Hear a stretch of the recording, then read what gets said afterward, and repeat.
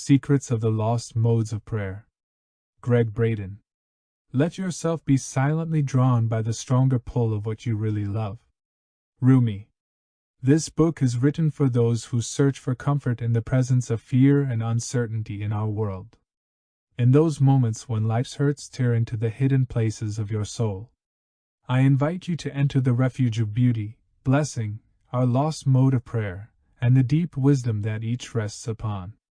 It is here that you may find meaning in the unexplained, and the strength that guides you to the close of another day. Contents. The first secret, our lost mode of prayer. The second secret, hurt is the teacher, wisdom is the lesson. The third secret, blessing is the release. The fourth secret, beauty is the transformer. The fifth secret, creating your own prayers. Introduction. There are beautiful and wild forces within us. With these words, Saint Francis of Assisi described the mystery and power that lives within every man, woman, and child born into this world. The Sufi poet Rumi further described the magnitude of that power by comparing it to a great oar that propels us through life. If you put your soul against this oar with me, he begins, the power that made the universe will enter your sinew from a source not outside your limbs, but from a holy realm that lives in us.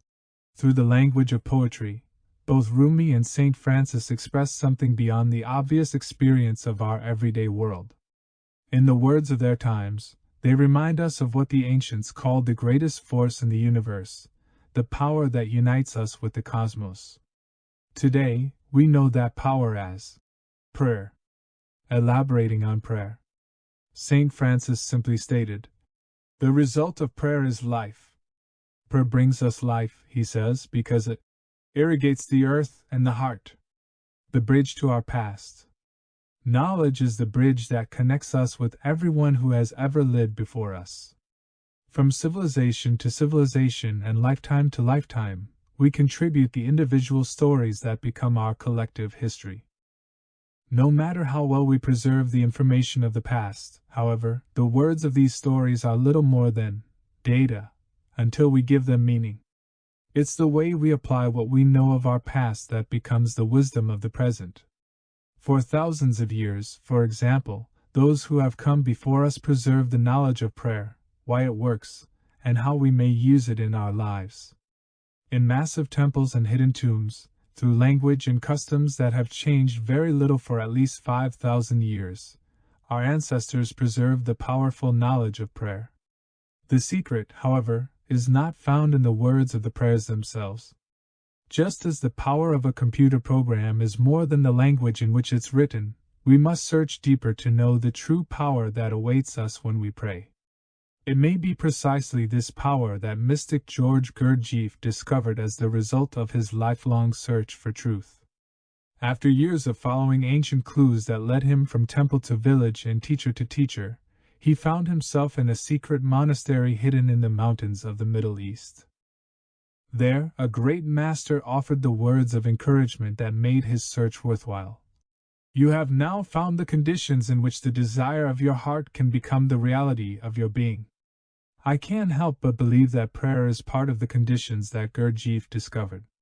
To unleash what Saint Francis called the beautiful and wild forces within us and find the conditions in which our heart's desire becomes reality, we must understand our relationship to ourselves, our world, and God. Through the words of our past, we're given the knowledge of how to do just that. In his book The Prophet, Khalil Gibran reminds us that we can't be taught things we already know. No man can reveal to you, he states, that which already lies half asleep in the dawning of your knowledge. It makes tremendous sense that hidden within us we would already have the power to communicate with the force that's responsible for our existence. To do so, however, we must discover who we really are. The two universal questions. The pioneering anthropologist Louis Leakey was once asked why his work to find the oldest evidence of human existence was so important. He replied, without an understanding of who we are, and from where we came, I do not think we can truly advance. I believe there's a lot of truth to what Leakey said, so much so that the bulk of my adult life has revolved around my search to know who we are, and how the knowledge of our past can help us become better people and create a better world. With the exception of Antarctica, my research into the mystery of our past has taken me to every continent on the planet. From huge cities such as Cairo and Bangkok, to remote villages in Peru and Bolivia, from ancient monasteries in the Himalayas of Tibet to Hindu temples in Nepal, during the time that I've experienced each culture, a single theme has emerged.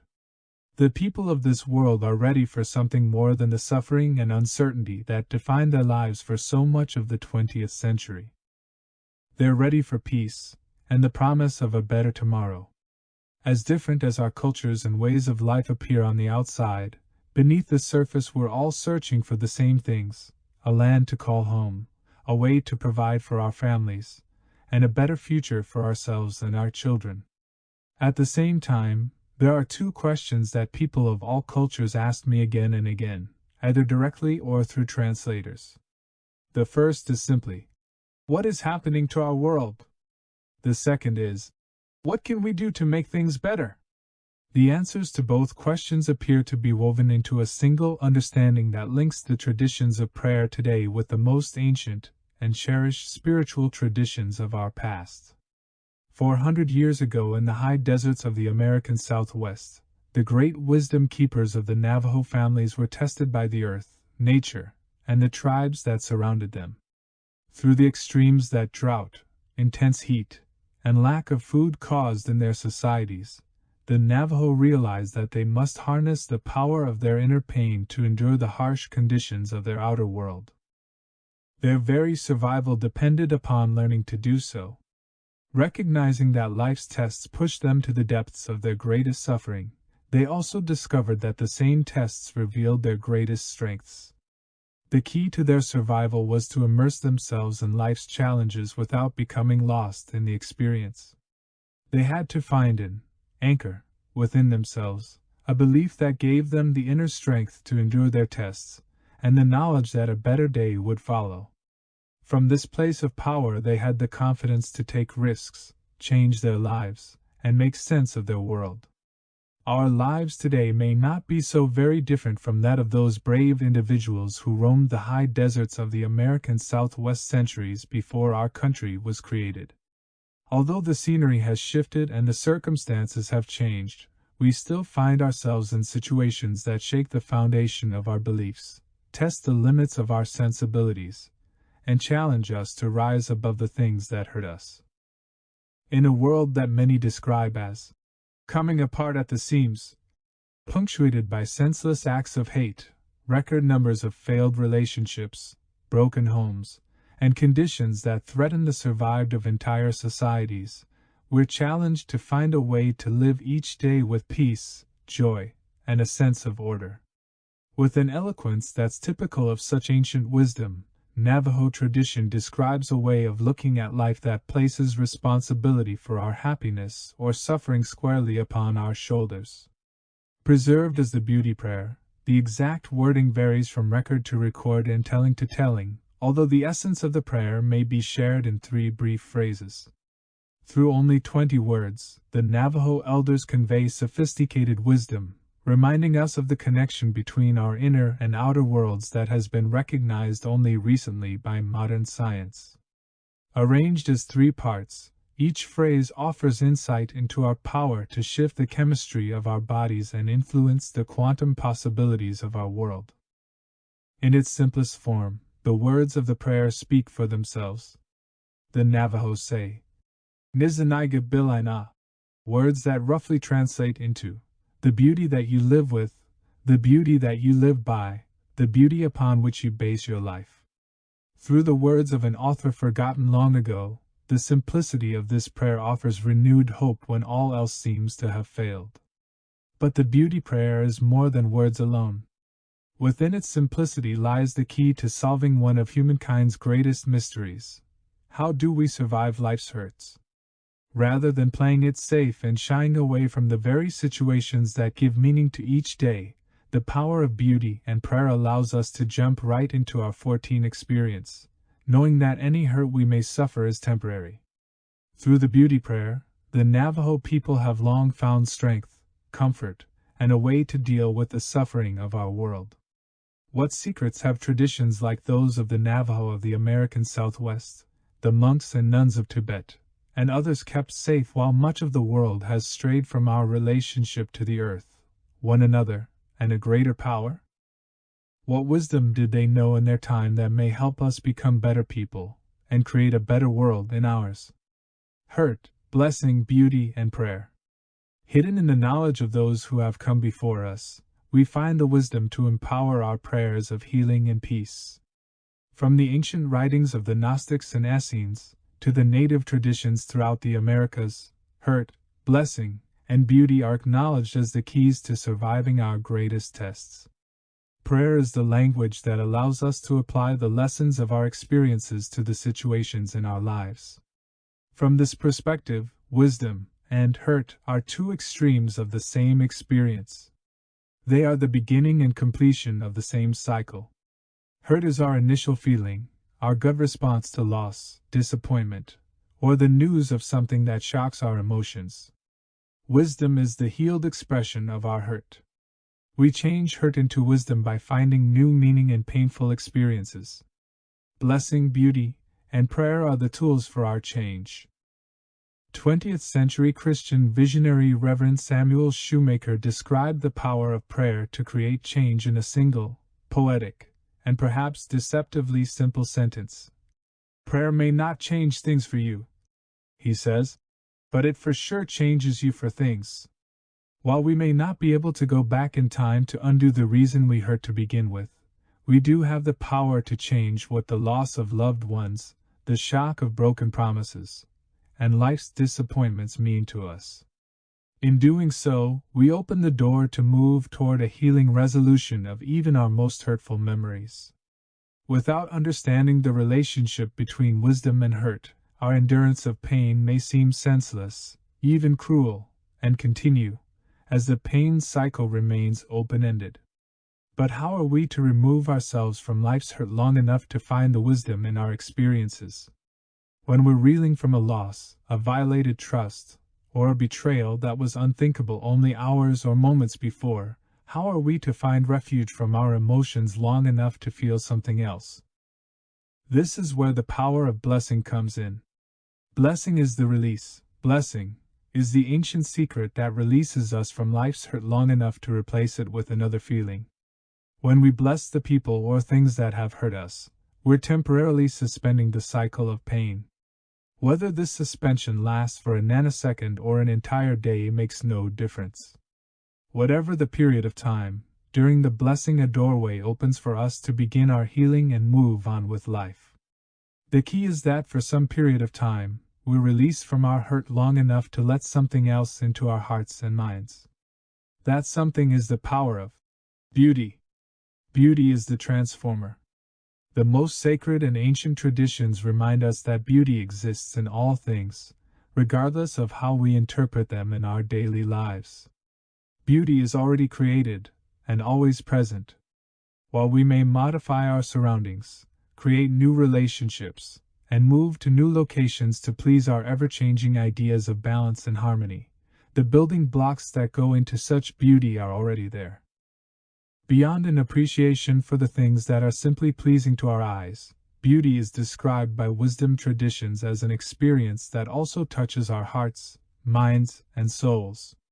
Through our ability to perceive beauty in even the ugliest moments of life, we may elevate ourselves long enough to give new meaning to our hurt. In this way, beauty is a trigger that launches us into a new perspective. The key, however, is that it appears to be dormant until we give it our attention. Beauty awakens only when we invite it into our lives. Our lost mode of prayer. We find ourselves in a world of experiences that defy our sensibilities and push us to the limits of what we can accept as rational, loving people. In the presence of war and genocide beyond our borders, and hate based upon our differences within our own communities, how are we to feel emotions such as peace and healing? Clearly, We must find a way to break the cycle of hurt, suffering, anger, hate if we're to transcend the conditions that we find ourselves in. In the languages of their time, ancient traditions left us precise instructions for how to do just that. Through their words, we're reminded that life is nothing more and nothing less than a mirror of what we've become within. The key to experiencing our lives as beauty, or as pain, rests solely within our ability to become these qualities in each moment of every day. A growing body of scientific evidence gives renewed credibility to such wisdom, and the powerful role that each of us plays in contributing to the healing, or the suffering, in our world.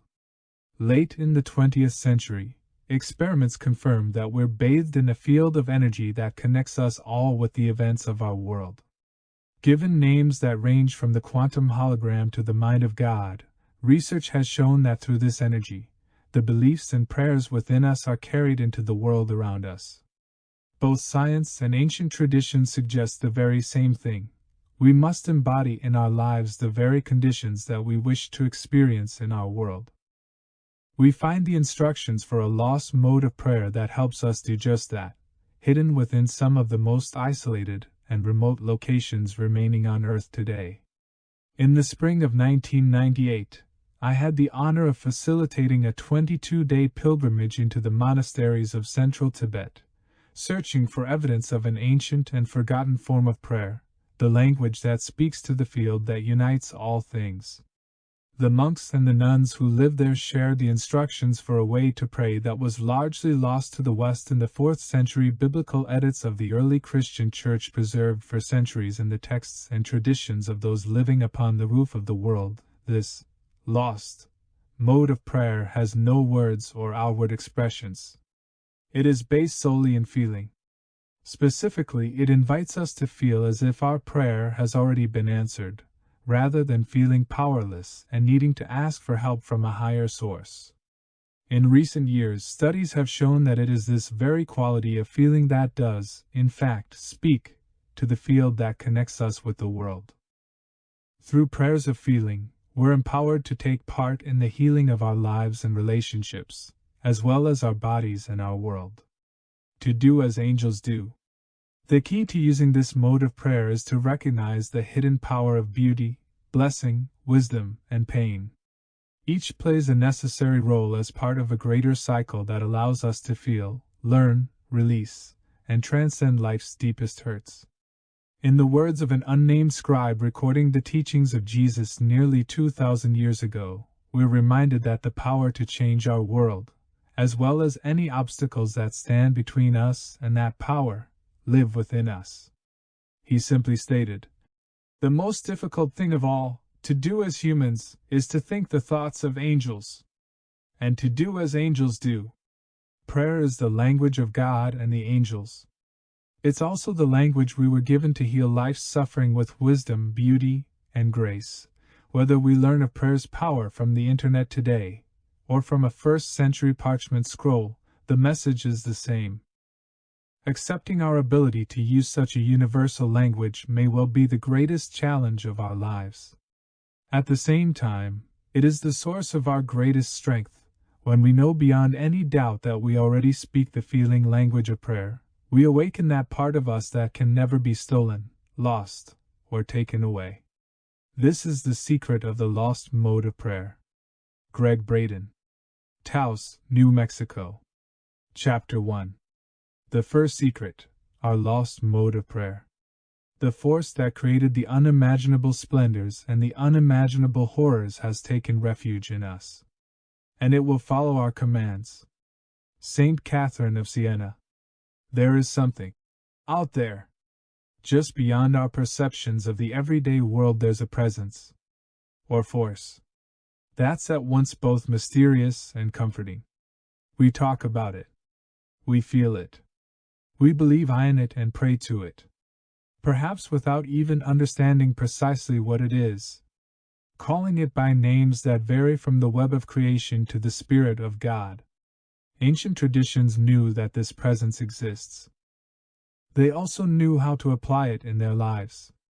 In the words of their time, They left detailed instructions to the people of their future describing how we may use this invisible force to heal our bodies and relationships, and bring peace to our world. Today we know that the language connects all three as a lost mode of prayer. Unlike the traditional prayers that we may have used in the past, however, this technique of prayer has no words. It is based in the silent language of human emotion. It invites us to feel gratitude and appreciation, as if our prayers have already been answered. Through this quality of feeling, the ancients believed that we're given direct access to the power of creation, the Spirit of God.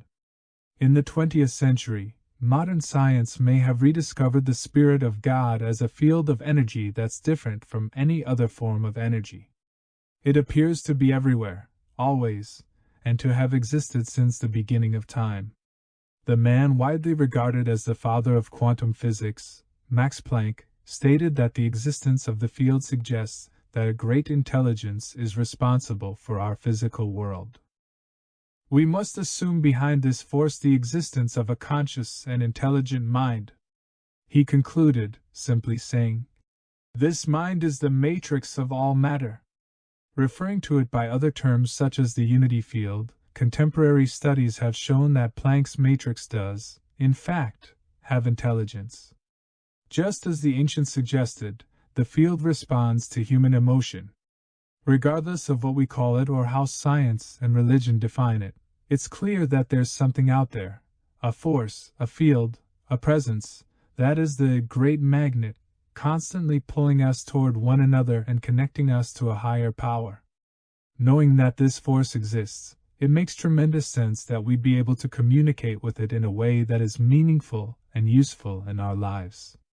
Ultimately, we may discover that the same power that heals our deepest hurts and creates peace between nations holds the key to our survival as a species. The worldwide census that was conducted in 2000 is believed to be the most accurate accounting of our world in recorded history.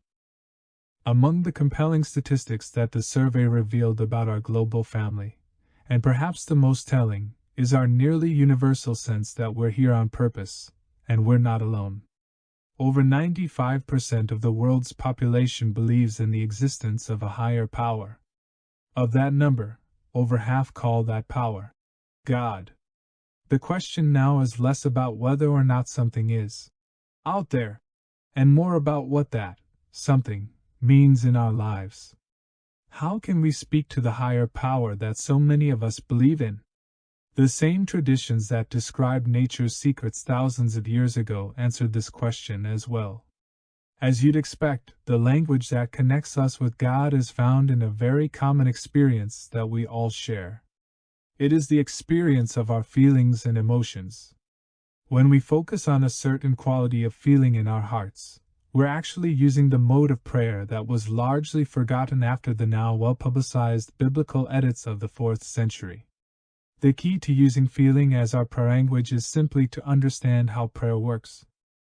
In the most remote and isolated sanctuaries remaining on earth today, those least disturbed by modern civilization, we find some of the best preserved examples of how we may speak to the presence that 95% of us believe exists.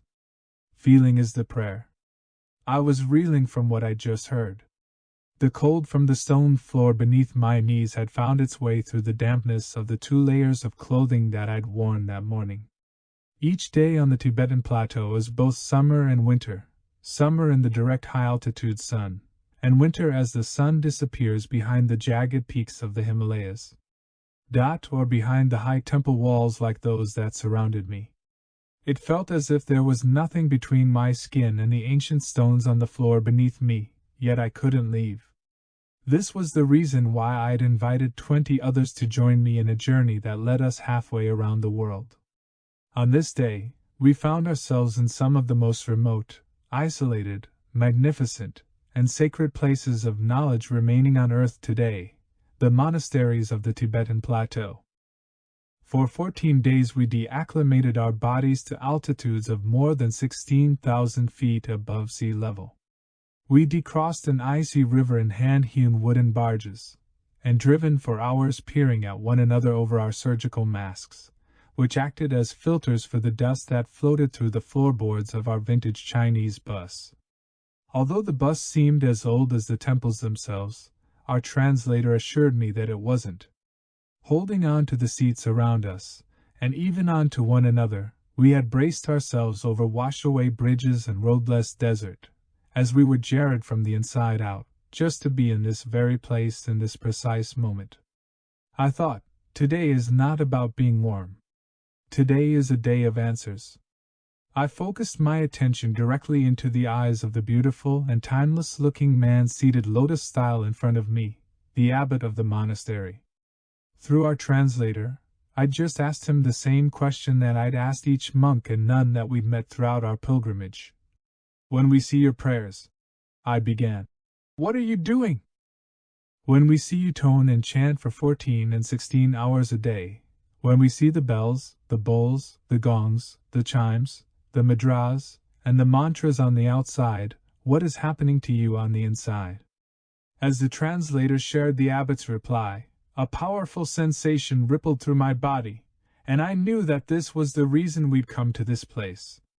"You have never seen our prayers," he answered, "because a prayer cannot be seen." Adjusting the heavy wool robes beneath his feet, the abbot continued, "What you have seen is what we do to create the feeling in our bodies. Feeling is the prayer." The clarity of the abbot's answer sent me reeling. His words echoed the ideas that had been recorded in ancient Gnostic and Christian traditions more than 2,000 years ago. In early translations of the biblical book of John, we're invited to empower our prayers by being surrounded by our desires fulfilled, just as the abbot suggested. Ask without hidden motive and be surrounded by your answer.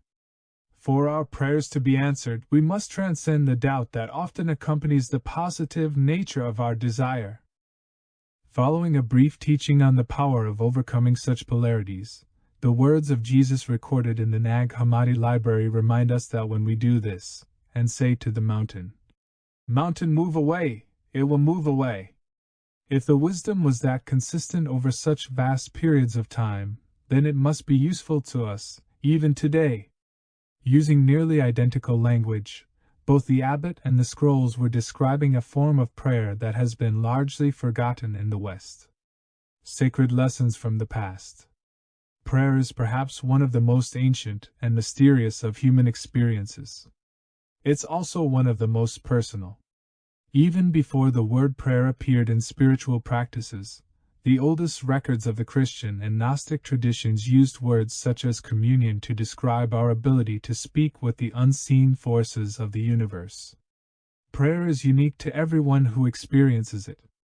Some estimate that there are as many different ways to pray as there are people who do the praying. Today, modern prayer researchers have identified 4 broad categories that are believed to encompass all the many ways that we pray.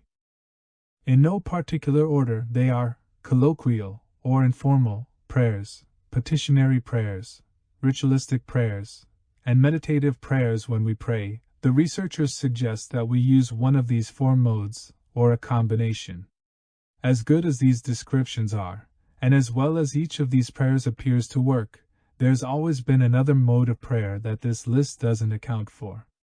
This 5th mode of prayer, the lost mode, is a prayer that's based solely in feeling, rather than the sense of helplessness that often leads us to ask for assistance from a higher power. Feeling-based prayer acknowledges our ability to communicate with the intelligent force that 95% of us believe in, and participate in the outcome. Without any words, without our hands held in a certain position or any outward physical expression, this mode of prayer simply invites us to feel a clear and powerful feeling as if our 22 prayers have already been answered. Through this intangible language, we participate in the healing of our bodies, the abundance that comes to our friends and families, and the peace between nations. Sometimes we see references to this mode of prayer, perhaps without recognizing what we're being shown. In the American Southwest, for instance, ancient stone structures were created in the desert by their builders as chapels, sacred places where wisdom could be shared and prayers offered. These perfectly circular stone buildings, some submerged and covered deep within the earth, were known as kivas. Etched, carved, and painted into the walls of some kivas are clues as to how the lost mode of prayer was used in native traditions. Inside restored kivas in the Four Corners area, there are the remnants of the mud plaster that covered the stone structures long ago. Lightly etched into the earth in stucco, we can still see the faint images of rain clouds and lightning hovering over abundant fields of corn. In other places, the walls show outlines that hint at wildlife such as elk and deer, which were abundant in the valleys. In this way, the ancient artists recorded the secret of the lost mode of prayer. In the places where the prayers were offered, those praying surrounded themselves with the images of the very things that they chose to experience in their lives. Not unlike the scenes of miracles and resurrection that we see in a church or temple today, the images inspired those who were praying with the feeling that their prayers had been answered. For them, prayer was a full-body experience, involving all of their senses. Praying rain. Any uncertainty that I may have had regarding how this principle works disappeared one day in the early 1990s. It had been a time of extreme drought in the high deserts of northern New Mexico, when my native friend David invited me to an ancient stone circle to pray rain. After meeting at a prearranged location, I followed him on an early morning hike through a valley that contained more than 100,000 acres of high desert sage. After walking for a couple of hours, our journey led us to a place that David had been to many times before and knew very well. It was an earthen circle made of stones arranged in perfect geometries of lines and arrows, just the way the hands of its maker had placed them long ago. "What is this place?" I asked. "This is the reason that we have come." David laughed. "This stone circle is a medicine wheel that has been here for as long as my people can remember." He continued, "The wheel itself has no power. It serves as a place of focus for the one invoking the prayer. You could think of it as a road map, a map between humans and the forces of this world." Anticipating my next questions, David described how he'd been taught the language of this map from the time that he was a young boy. "Today," he said, "I will travel an ancient path that leads to other worlds. From those worlds I will do what we came here to do. Today, we pray rain." I wasn't prepared for what I saw next. I watched carefully as David removed his shoes, gently placed his naked feet into the circle, and honored the four directions and all of his ancestors. Slowly, he placed his hands in front of his face in a praying position, closed his eyes, and became motionless. Oblivious to the heat of the midday desert sun, his breathing slowed and became barely noticeable. After only a few moments, he took a deep breath, opened his eyes to look at me, and said, "Let's go. Our work is finished here." Expecting to see dancing, or at least some chanting, I was surprised by how quickly his prayer began and then ended. "Already?" I asked. "I thought you were going to pray for rain." David's reply to my question has been the key that has helped so many to understand this kind of prayer. As he sat on the ground to lace up his shoes, David looked up at me and smiled. "No," he replied. "I said that I would pray rain. If I had prayed for rain, it could never happen." Later in the day, David explained what he meant by this statement. He began by describing how the elders of his village had shared the secrets of prayer with him when he was a young boy. "The key," he said, "is that when we ask for something to happen, we give power to what we do not have. Prayers for healing empower the sickness. Prayers for rain empower the drought. Continuing to ask for these things only gives more power to the things that we would like to change," he said. I think about David's words often, and what they could mean in our lives today. If we pray for world peace, for example, while feeling tremendous anger toward those who lead us into war, or even war itself, we may inadvertently be fueling the very conditions that lead to the opposite of peace. With half of the world's nations now engaged in armed conflict, I often wonder what role millions of well-intentioned prayers for peace each day may be playing, and how a slight shift in perspective could possibly change that role. Looking back at David, I asked, "If you didn't pray for then what did you do?" "It's simple," he replied. "I began to have the feeling of what rain feels like. I felt the feeling of rain on my body, and what it feels like to stand with my naked feet in the mud of our village plaza because there has been so much rain. I smelled the smells of rain on the earthen walls in our village, and felt what it feels like to walk through fields of corn chest high because there has been so much rain." David's explanation made perfect sense. He was engaging all of his senses, the hidden powers of thought, feeling, and emotion that set us apart from all other forms of life, in addition to the senses of smell, sight, taste, and touch that connect us to the world. In doing so, he was using the powerful and ancient language that speaks to nature. It was the next part of his explanation that touched my scientific mind, as well as my heart, and truly resonated with. Following the prayers of rain, he described how feelings of thanks and appreciation were the completion of the prayers, like the Amen of Christianity.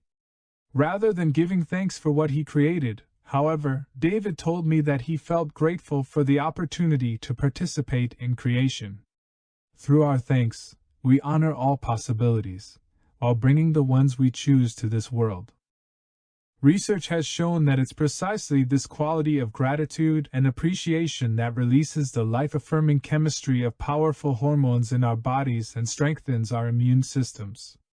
It's these chemical changes within us that quantum effects carry beyond our bodies through the conduit of the mysterious substance that appears to connect all of creation. In the simplicity of the knowledge offered long ago, David had just shared this sophisticated inner technology as the wisdom of our lost mode of prayer. If you have not already done so, I now invite you to try this mode of prayer for yourself. Think of something that you'd like to experience in your life, anything. It may be the healing of a physical condition for you or someone else, abundance for your family, or finding the perfect person to share your life with. Whatever you're thinking of, rather than asking for it to become present in your life, feel as though it has already happened. Breathe deeply, and feel the fullness of your prayer fulfilled in every detail, in every way. Now, feel the gratitude for what your life is like with this prayer already answered. Note the ease and release that comes from the giving of thanks, rather than the longing and yearning that comes from asking for help. The subtle difference between the ease and the longing is the power that sets asking apart from receiving. Dreaming in the mind of God.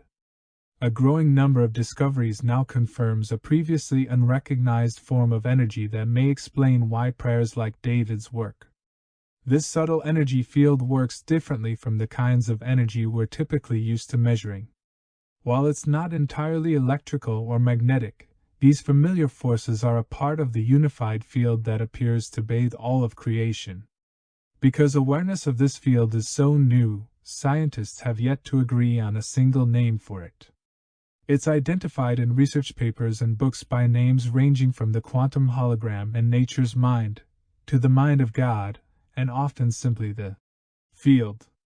Whatever we choose to call it, this energy appears to be the living canvas upon which the events of our lives are inscribed. To help visualize what such a field may look like, scientists sometimes describe it as a tightly woven web that makes up the underlying fabric of creation, literally, the blanket of the mind of God. Of the many ways that it may be defined, I find it most helpful to think of the field as the stuff that lives in the nothing. Whenever we look into the space between us and another person, or between anything else for that matter, and believe that the space is empty, the field is there. Whether we're thinking about the space between the nucleus and the first orbit of an electron in the old models of an atom, or the vast distances between stars and galaxies that appear empty to us, the size of the space makes no difference. In the nothing, the field is there. The modern recognition that the field exists now gives us a language, and a context, to make sense of spiritual wisdom in scientific conversations. The field, for example, is believed to be the place that the ancients referred to as Heaven. It is the place where souls go when we die, where we dream when we sleep, and the home of consciousness. The existence of a field of energy that connects all of creation changes the way in which science has thought about our world for more than 100 years. From the results of the famous Michelson and Morley experiment performed in 1887, scientists concluded that the things that happen in our world are unrelated. What someone does in one part of the world has no effect upon someone else in another part of the world. Now we know that this is simply not true. Through the blanket of energy that bathes our world, we're all linked in ways that we're only beginning to understand. The mirror that doesn't lie. In addition to connecting all things, ancient traditions suggest that the field provides us with a reflection, an outer mirror of our inner experiences. As a pulsating, shimmering, living substance, the field serves as a feedback mechanism of sorts. Through it, creation reflects our innermost feelings and thoughts in the form of our relationships, careers, and health. In the mirror, we can see our true beliefs, not just what we like to think we believe. To help visualize how this mirror works, I'm sometimes reminded of the living water in the science fiction movie The Abyss. Set in the dark and uncharted depths of the ocean floor, a mysterious life form makes itself known to the marooned crew of a deep-sea exploration vessel. The non-physical energy of the alien-like presence must express itself through something physical, and so uses the most abundant medium available at the bottom of the ocean, seawater. As an intelligent and seemingly endless tube of seawater, it finds its way into the disabled vessel, and then snakes its way through the corridors and doorways until it finds the crew huddled together in one room to conserve power. This is where the mirror comes in. As the watery life form rises up from the floor and one end of the tube looks directly into the faces of the crew at eye level, a remarkable thing begins to happen. Every time one of the crew looks at the end of the tube, it mirrors that person's face exactly as it appears in the moment. As the human face smiles, the water tube smiles. When the human face laughs, that laugh is mirrored in the water. The tube has no judgment of what it's being shown, and it doesn't try to enhance or change what's there in any way. It just reflects to the person in front of it what that person is in the moment. The field of God's mind appears to work in precisely this way, and it includes the reflection of what we are inside, as well as the way we portray ourselves on the outside. Feeling is the prayer. The Tibetan abbot had said, paralleling the teachings of the great masters from the Native American, as well as the Christian and Jewish traditions. I thought, how powerful! How beautiful! How simple! Feeling is the language that the mind of God recognizes. Feeling is the language that David used to invite rain to the desert. Because it happens in a way that's so straightforward and so literal, it's easy to see why we may have believed that this principle would be more complicated than it really is. It's just as easy to see how we could have missed it altogether. Consciousness creates. The field simply mirrors the quality of our feelings as the experiences of our lives. In the words of another time, 2,500-year-old texts describe this wisdom precisely, and also indicate how it's even older than the pages it's recorded on. The Akin Gospel of Peace, for example, says, "My children, know you not that the earth, and all that dwells therein, is but a reflection of the kingdom of the Heavenly Father? Just as ripples radiate from the place where a stone is thrown into a pool of water, our sometimes unconscious thoughts, feelings, emotions, and beliefs create the disturbances in the field that become the blueprints for our lives." It's easy to discount the power of this principle because of how few words it takes to explain it. Without the heaviness of technical jargon or scientific double talk, the ancients related a simple understanding of how the events of everyday life are directly linked to the quality of our feelings. Through the clarity of this profound wisdom, the responsibility for our health and for peace is taken beyond the realm of chance, events, and bad luck, and placed within our grasp. While the idea of an ever-present field of intelligence is nothing new, modern physicists have now elevated the concept to a higher level of consideration and mainstream acceptance. Perhaps renowned Princeton University physicist John Wheeler, Ph.D., who was a contemporary of Albert Einstein, has best described the revolutionary physics of an energy that connects all of creation. I remember reading an interview with Wheeler in 2002 following his recovery from a serious illness. When he was asked what direction his work would now take, he responded that he viewed his illness and recovery as an opportunity. It was the catalyst inviting him to focus upon the single question that had eluded him for so long. "What is that question?" the interviewer asked. Wheeler replied that he planned to dedicate his life to understanding the relationship between consciousness and the universe.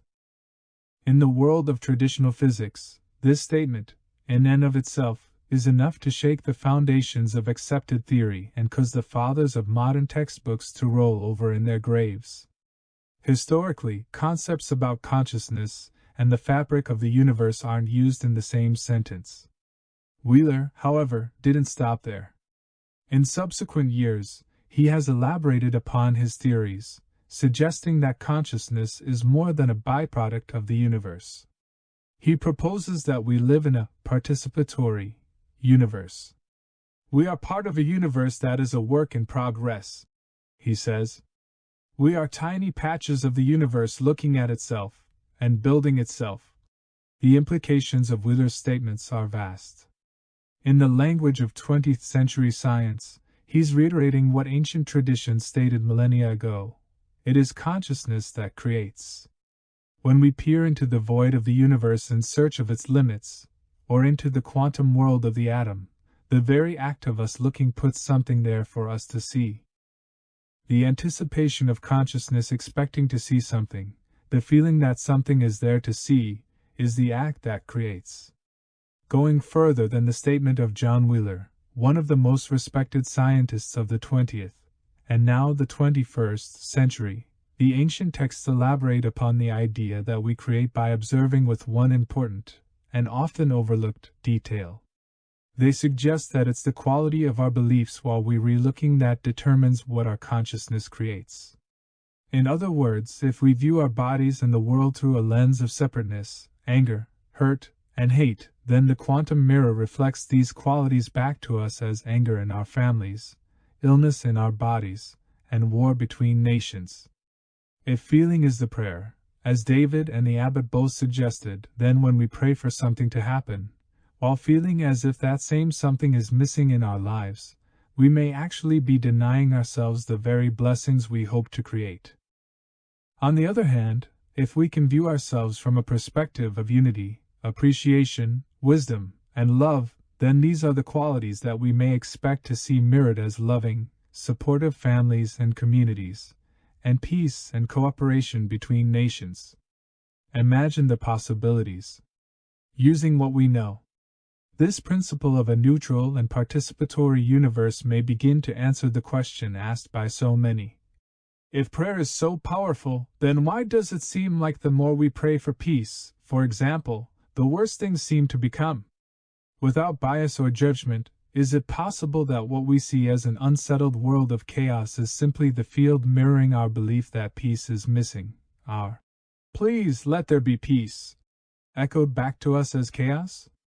If so, then the really good news is that our newfound understanding of how the mirror works encourages us to change what we say to the field. This is why the lost mode of prayer can make such a powerful contribution to our lives. Whether we're talking about a lasting relationship, the perfect job, or the healing of disease, the principle is the same. We're simply reminded that this stuff that underlies all of creation is a malleable essence that reflects what we feel. So what we choose to create, we must first feel as a reality. If we can feel it in our hearts, not just think it, but also really feel it, then it's possible in our lives. In the example of peace, for instance, we know that it always exists and is present somewhere. The same is true for health and happiness. They always exist somewhere, or have existed, in some form in our lives. The key is to hone in on these positive qualities of our experience, viewing the world as it already is, with appreciation and gratitude. By doing so, we open the door to a greater possibility. We have already seen what happens when millions of people pray for peace to come to our world. What would happen if millions of people felt the feelings of gratitude and appreciation for the peace that's already here? It's certainly worth a try. While for some people this is a very unconventional way to think about their relationship to the world, for others it is perfectly aligned with their beliefs and past experiences. Scientific studies support these principles and have found that when tension is relieved within a group of people through meditation and prayer, the effects are felt beyond the immediate group. In 1972, cities in the United States with populations over 10,000 experienced meaningful changes in their communities when as few as 1% participated. These and similar studies led to a landmark study, the International Peace Project in the Middle East, which was published in the Journal of Conflict Resolution in 1988. During the Israeli-Lebanese War of the early 1980s, researchers trained a group of people to feel peace in their bodies rather than simply think about peace in their minds or pray for peace to occur. On specific days of the month, at specific times each day, these people were positioned throughout the war-torn areas of the Middle East. During the window of time that they were feeling peace, terrorist activities stopped, crimes against people lessened, emergency room visits declined, and traffic accidents dropped off in number. When the people stopped expressing these feelings, the statistics reversed. These studies confirmed the earlier results. When a small percentage of the population achieved peace within themselves, that peace was reflected in the world around them. The findings took into account the days of the week, holidays, and even lunar cycles, and the data was so consistent that the researchers were able to identify how many people are needed to 31 share the experience of peace before it is mirrored in their world. The number is the square root of 1% of the population. This formula produces numbers that are smaller than we might expect.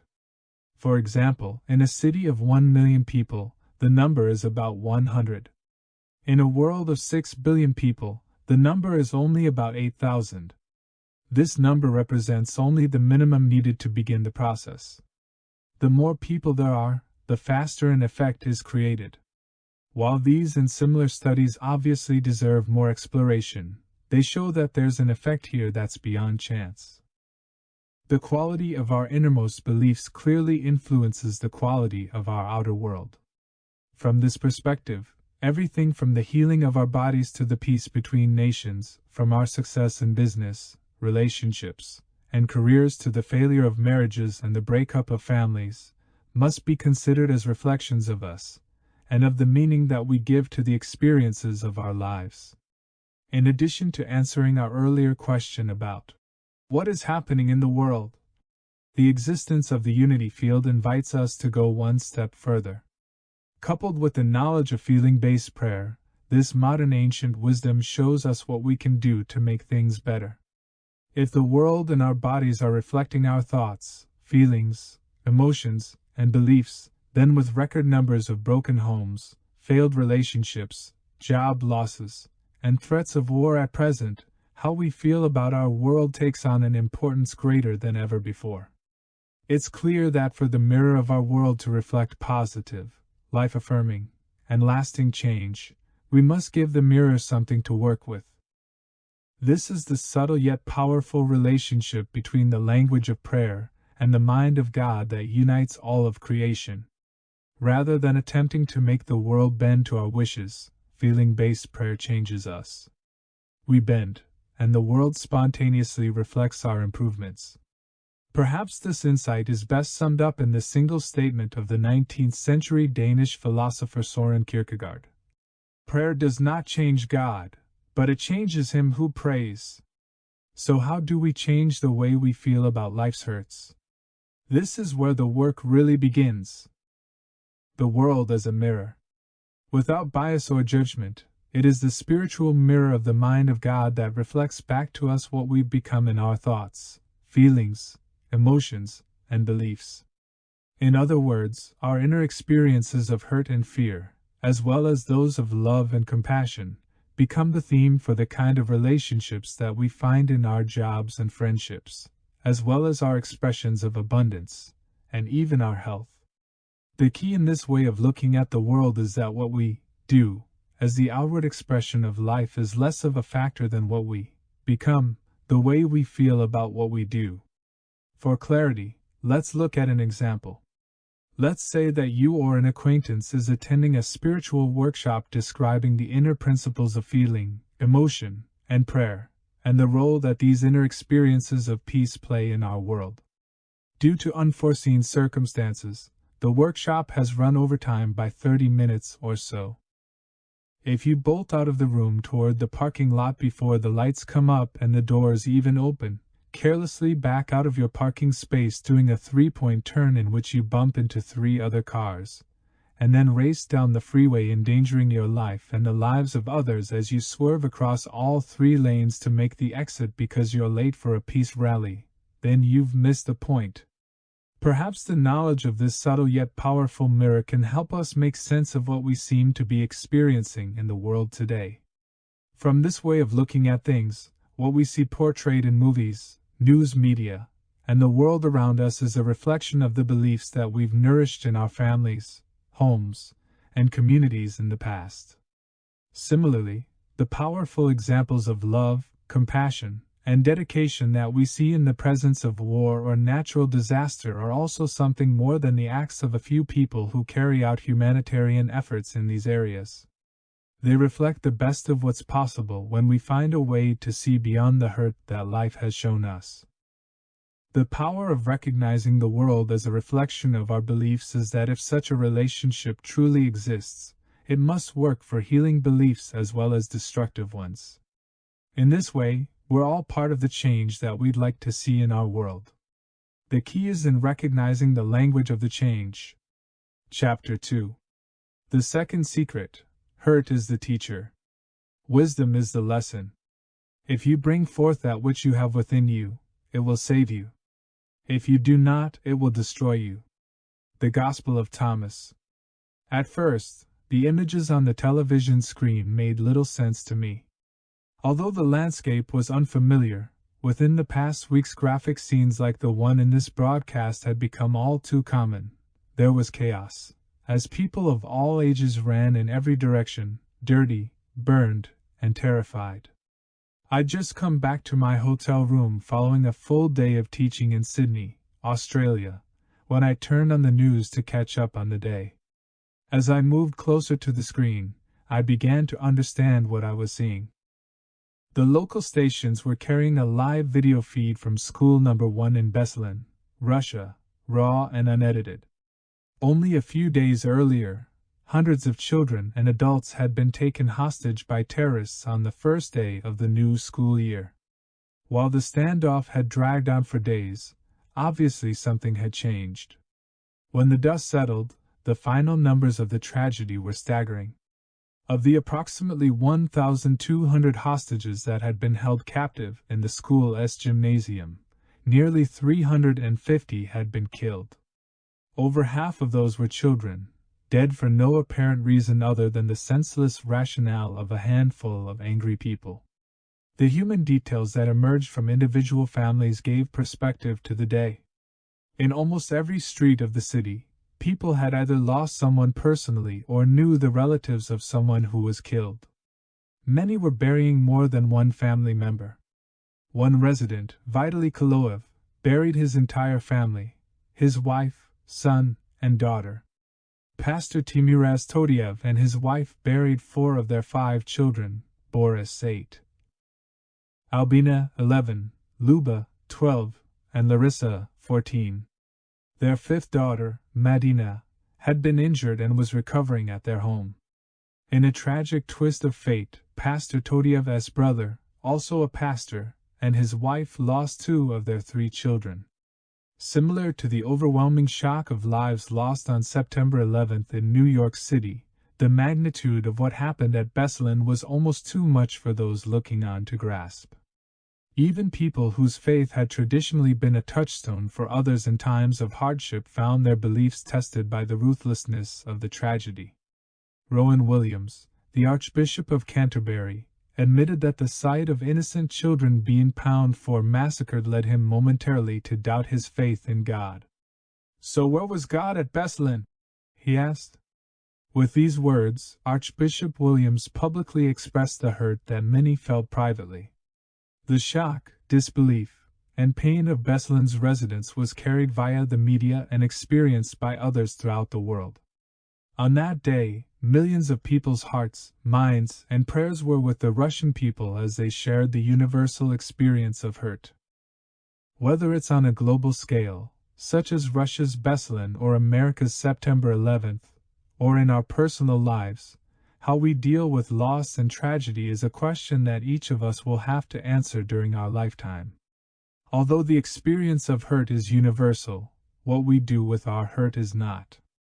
If we allow the pain of life's disappointments and losses to linger unresolved, it can destroy our health, our lives, and the very relationships that we most cherish.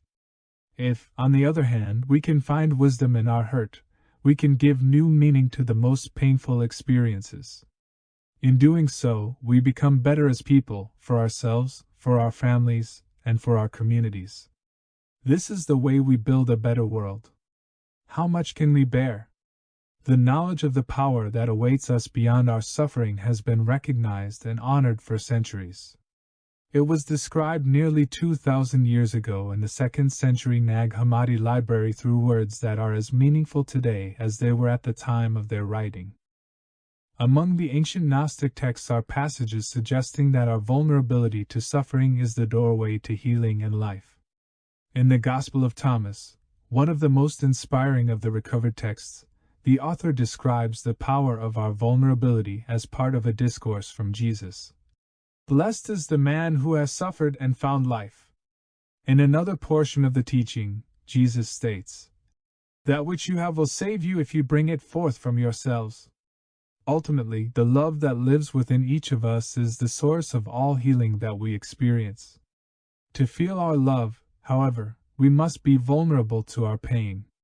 Hurt is one way for us to know how deeply we can feel.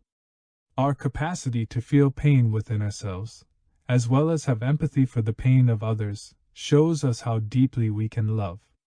Simply put, hurt is the price that we sometimes pay to discover that we already have the love we need to heal ourselves. Sometimes, merely knowing of the relationship between wisdom, hurt, and love is enough to catapult us to the other end of the extreme and to healing. As the stories of Bestselling unfolded over the course of hours and days, a single question emerged from the Russian people. Following the terrorist takeover of their interior ministry building that had killed 92 people, the almost simultaneous explosions of 2 commercial airliners only moments after takeoff killing all 90 on board, and now the death toll of more than 350 in Bestselling, people of that country were asking, "How much pain can we bear?" According to ancient traditions, the answer to these questions is brief, clear, and straightforward. The great challenges of life appear to us when, and only when, we have everything we need to survive and heal from the experience. Mothers throughout the world have passed down this time-tested insight from generation to generation in a single phrase of comfort and clarity. God never gives us more than we can bear. In this uncomplicated assertion, we're being offered a promise that has withstood the test of time and can now be verified by science. We already have all we need to survive life's tests. While we may find comfort and insight in self-help books, magazine articles, and seminars, the spiritual tools we need already exist within us. The answer to "How much pain can we bear?" may appear deceptively simple. The reason why this holds true requires a little more explanation. As is so often the case with patterns, nature provides a model for the way our emotions and experiences work in our lives. Balance. It's not all that it's cracked up to be. In the early part of the 20th century, naturalist R.N. Elliot suggested that nature follows patterns that may be recognized, charted, and predicted with numbers. From the rise and fall of populations to the cycles of weather, his theories implied that nature tends toward balance. Viewing humankind as part of nature, Eliot reasoned that our lives, including the way we spend money in the stock market, should follow natural patterns as well, patterns that may be modeled and charted visually. Eliot applied his theories successfully to cycles of business and finance, and his work became the basis for one of the most successful stock market prediction tools in history, later known as the Elliott wave theory. It should come as no surprise, then, that our spending habits, or any other patterns in our lives for that matter, can be represented mathematically. Numbers are believed to be the universal language that describes everything from the origin of galaxies to the swirls of milk in a cup of coffee. Following this reasoning, it also makes sense that the same processes describing the visible world of nature may also be viewed as metaphors for the invisible world of feelings and emotions as well. This is precisely the case with fractal mathematics. As a relatively recent innovation in the way we describe our world, fractal geometry mixes mathematics with art to show us visually what the equations have only implied in the past. From rugged mountain peaks to blood vessels, from coastlines to particles of lint, fractals allow us to model many of the things that we see in nature. In doing so, we're transported beyond the sometimes dry and sterile world of numbers on paper, to the beauty and mystery of seeing those numbers as a language that illustrates our world. One of the most commonly recognized forms of the fractal patterns is known as the Mandelbrot equation, or the Mandelbrot set. Discovered by the mathematician Benoit Mandelbrot in the late 1970s, once this living equation is set into motion on our computer screen, it grows and evolves over short periods of time as a beautiful and ever-changing series of curves, swirls, and lacy patterns. In doing so, it illustrates the never-ending dance between balance and chaos in nature.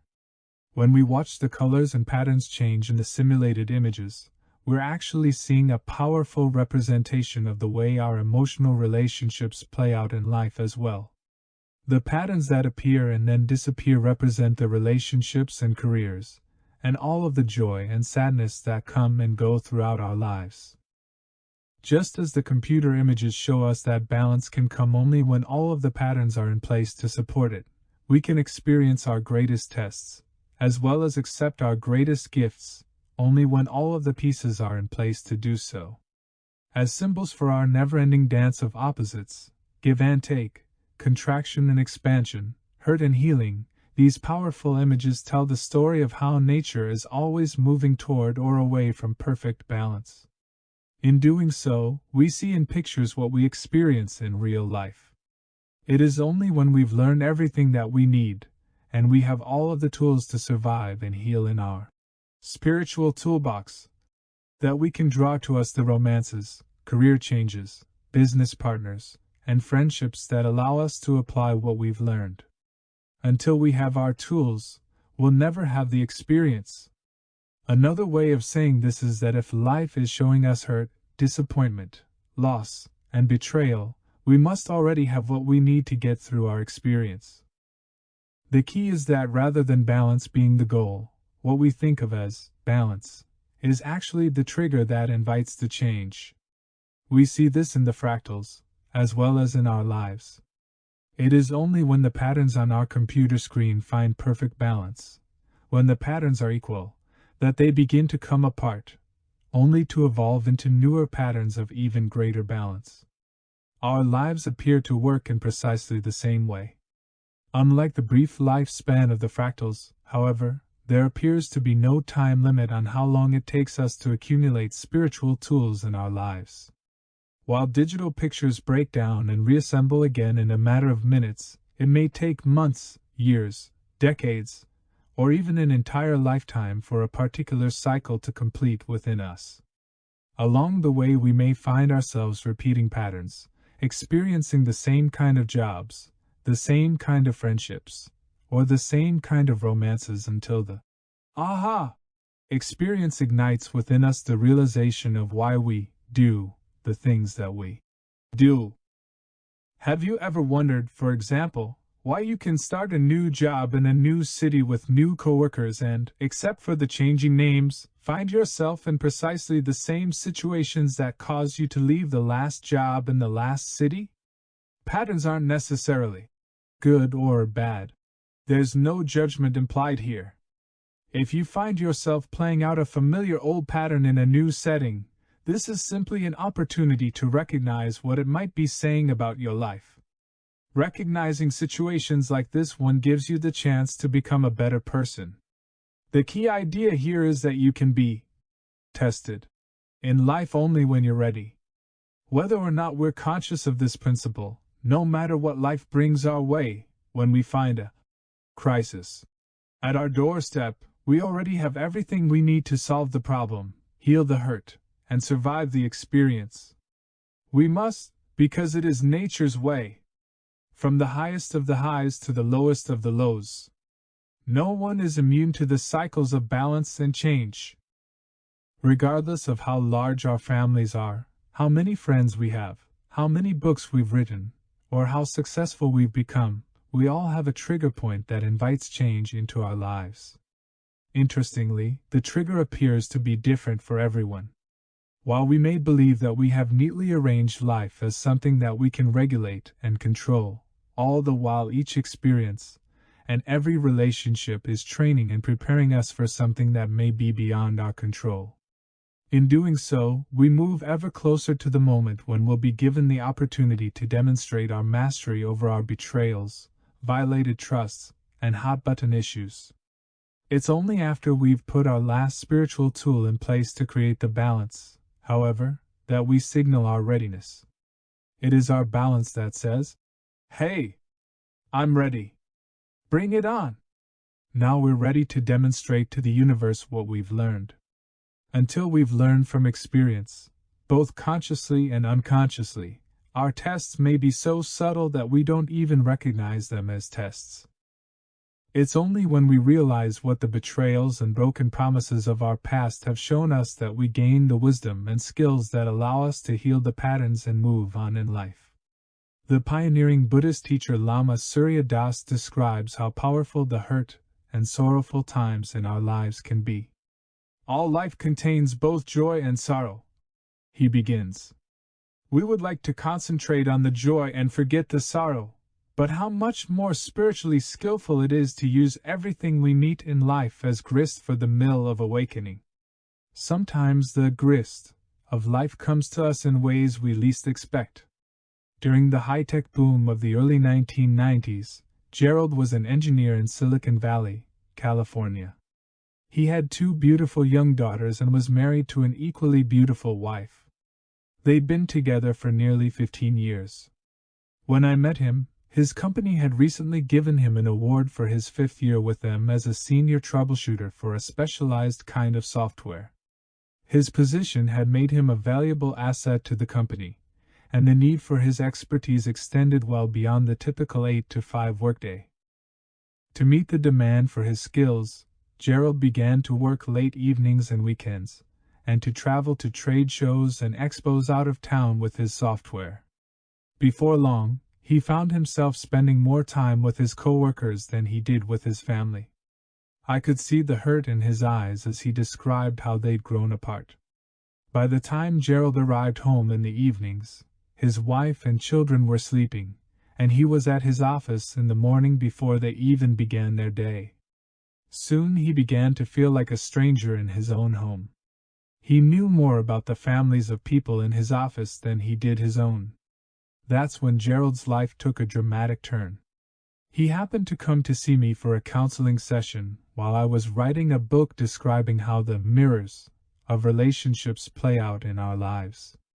More than 2,200 years ago, the authors of the Dead Sea Scrolls identified 7 specific patterns that we may expect to see in our interactions with other people. As Gerald's story unfolded, it was clear that he was describing one of them, which is life's reflection of our greatest fear, commonly known as the dark night of the soul.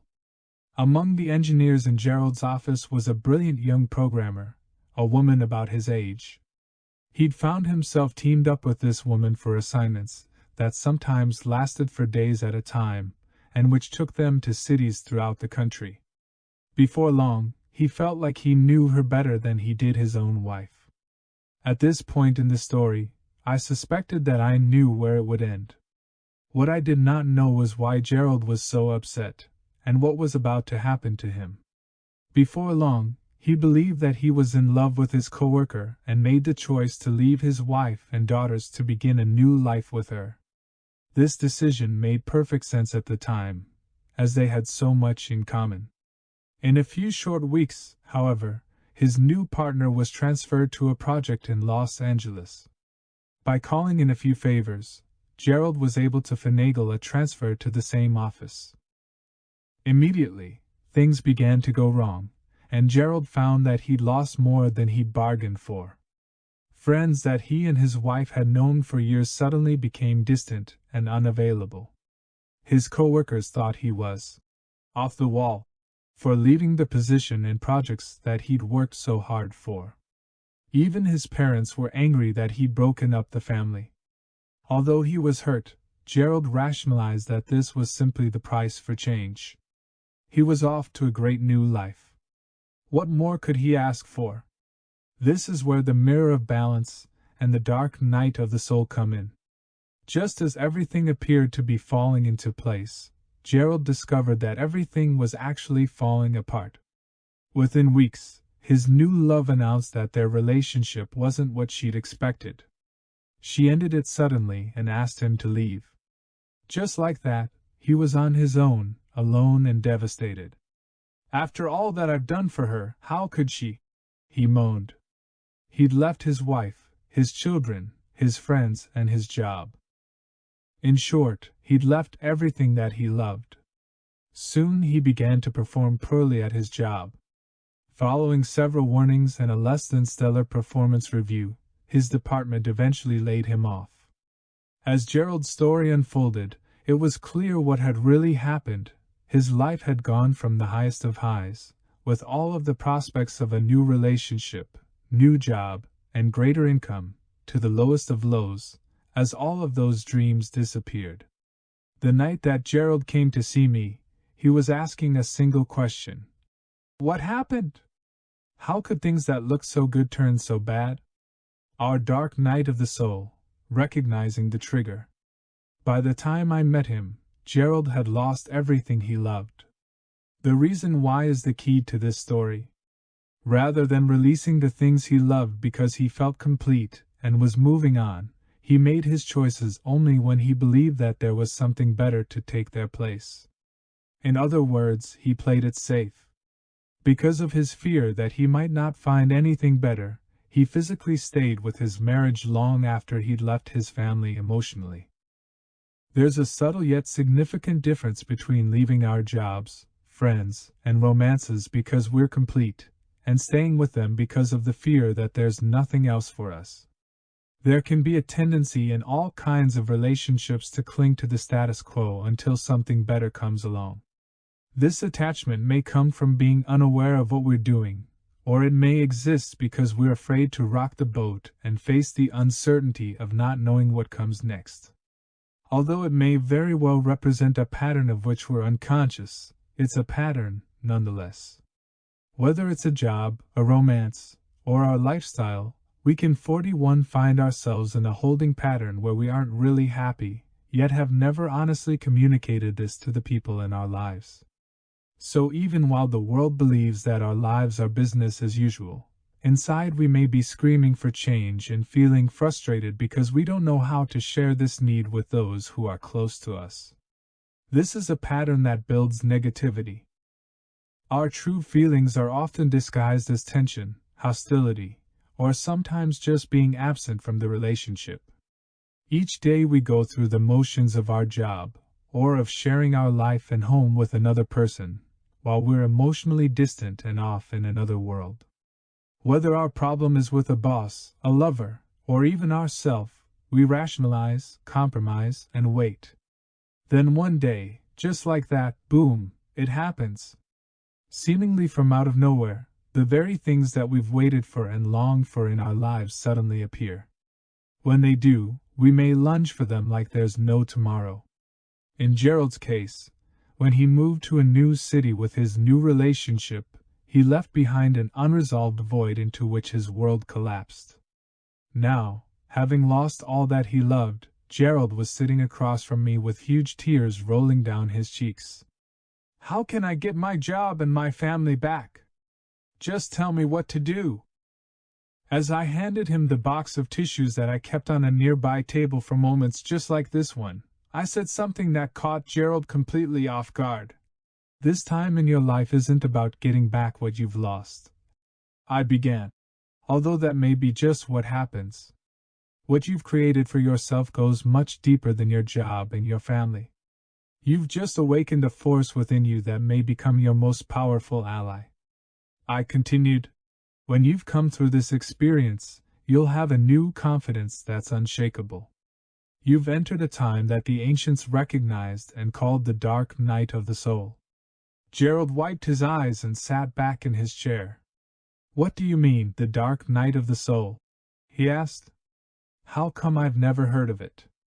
"A dark night of the soul is a time in your life when you'll be drawn into a situation that represents what, for you, are your worst fears," I answered. "A time like this generally comes when you least expect it, and usually without warning. The thing is," I continued, "you can only be drawn into this dynamic when your mastery of life signals that you're ready. Then, just when it looks like life is perfect, the balance that you've achieved is the signal that you're ready for change. The lure to create the change will be something that you long for in life, something that you simply can't resist. Otherwise, you'd never take the leap." "Do you mean a lure like a new relationship?" Gerald asked. "Precisely like a new relationship," I replied. "A relationship is the kind of catalyst that promises we'll move forward in life." Going on, I explained how even if we know that we're perfectly capable of surviving whatever life throws our way, it's not our nature to wake up one morning and say, "Today I think I'll give away all that I love and hold dear in order to enter my dark night of the soul." We just don't seem to work that way. As is so often the case, the great tests of our dark night seem to come when we least expect them. A few years ago, I ran into a friend who'd just left a career, family, friends, and a relationship in his home state to move to the wilderness of northern New Mexico. I asked him why he'd left so much behind to come to the isolation of the high desert. He began by telling me that he'd come to the mountains to find his spiritual path. In the next breath, he described that he hadn't been able to begin his path, however, because nothing was going right. He was having problems with business, family, and the friends that he'd left behind. His frustration was obvious. "I've learned that there are no accidents in life, and that every obstacle we experience is part of a greater pattern." As I listened to his story, the desire of my man-brain to fix things in life compelled me to offer my perspective. "Maybe this is your spiritual path," I suggested. "Maybe the way that you solve each problem is the path that you came here to find." He looked back as he was walking away, and simply said, Maybe it is. The possibility that life brings us exactly what we need, precisely when we need it, makes perfect sense. Just as we cannot fill a cup with water until we turn the faucet to on. Having a full emotional toolbox is the trigger that signals the faucet of life to bring on change. Until we trigger the flow, nothing can happen. The other side of this dynamic is that when we do find ourselves in a dark night of the soul, it may be reassuring to know that the only way we could have gotten to such a place in life is that we are the ones who flip the switch. Knowingly or not, we're always ready for whatever life may serve up. Our greatest fears. The purpose of the dark night of the soul is for us to experience and heal our own great fears.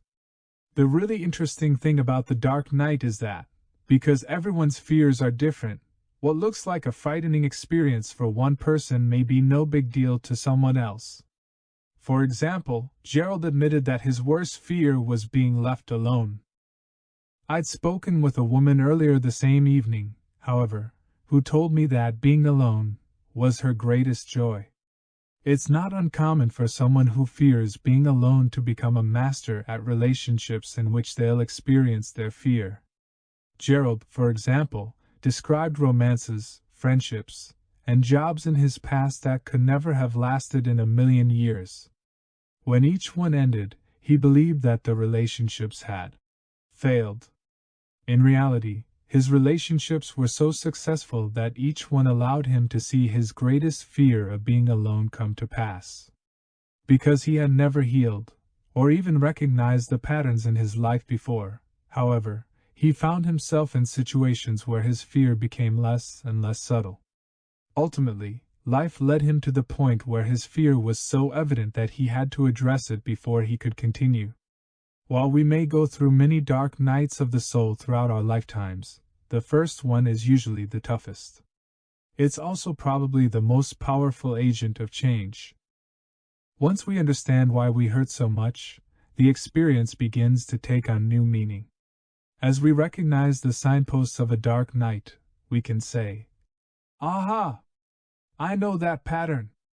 Yup, it's definitely a dark night of the soul, all right. Now, what is it that I'm being asked to master?" I know people who are so empowered once they heal their dark night experiences that they almost dare the universe to bring on the next one. They do so simply because they know that if they've survived the first one, they can survive anything. It's only when we have such experiences without understanding what they are or why we're having them that we can find ourselves locked into years, or even lifetimes, of a pattern that can literally steal the very thing from us that we hold most dear, such as life itself. Is it possible that unresolved hurt could shorten, or even end, a life? The answer may surprise. Why do we die? Have you ever wondered why we die? Aside from obvious reasons such as war, murder, accidents, natural disasters, and poor lifestyle choices, what is the real, natural cause of death in humans? If we are, as spiritual traditions suggest, spirits of God and bodies of earth, and if, as medical science believes, our cells are capable of healing and replacing themselves multiple times, then what is our bodies, running down, really all about? Why is it that the odds of continuing a healthy, vital, and meaningful life seem to work against us as we pass what is often considered midlife and approach the 100-year mark? I've asked this question many times in workshops throughout the world. Almost immediately, once the reasons listed above are acknowledged, people tell me that old age is what takes our lives. We just get old, and things stop working, is a typical response that I hear. At first glance, research into the medical reasons for death seems to corroborate this. This perspective may best be summarized by the very first sentence of an article in the General Health Encyclopedia titled, "Aging Changes in Organs, Tissues, and Cells.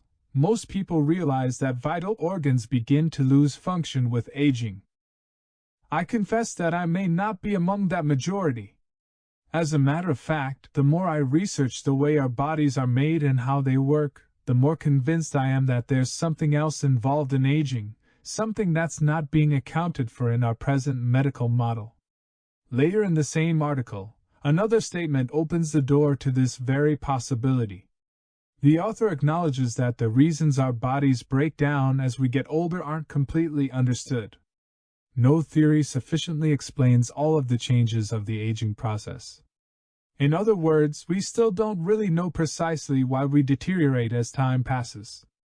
While, in all probability, each of us will leave this world at some point, is it possible that we're outgrowing the need to age, suffer, and die for the reasons people traditionally accept? We are miracles built to last. Among scientists, medical professionals, and scholars alike, there's agreement that our bodies have a miraculous ability to sustain life.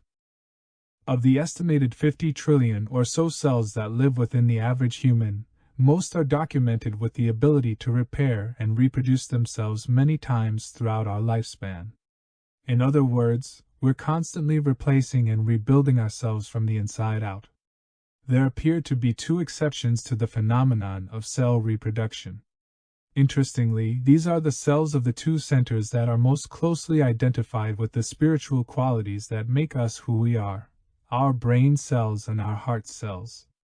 Although studies have shown that the cells of these organs may have the ability to reproduce, it also appears that they're so resilient that they can last a lifetime, and don't necessarily need to do so. As complex as we appear on the outside, our organs, bones, and other tissues are mostly made up of only 4 elements: hydrogen, nitrogen, oxygen, and carbon. Ironically, these 4 elements are among the most abundant materials in the entire universe. We're literally made of the same stuff that makes stars and galaxies. Clearly, when it comes to the building blocks that make up our bodies, there appears to be no shortage of raw materials. So, what do we die from? With the exception of misused medicines and misdiagnosed conditions, the greatest threat to the life of adults over the age of 65 is heart disease. I find this statistic fascinating because of the work that our hearts continuously do.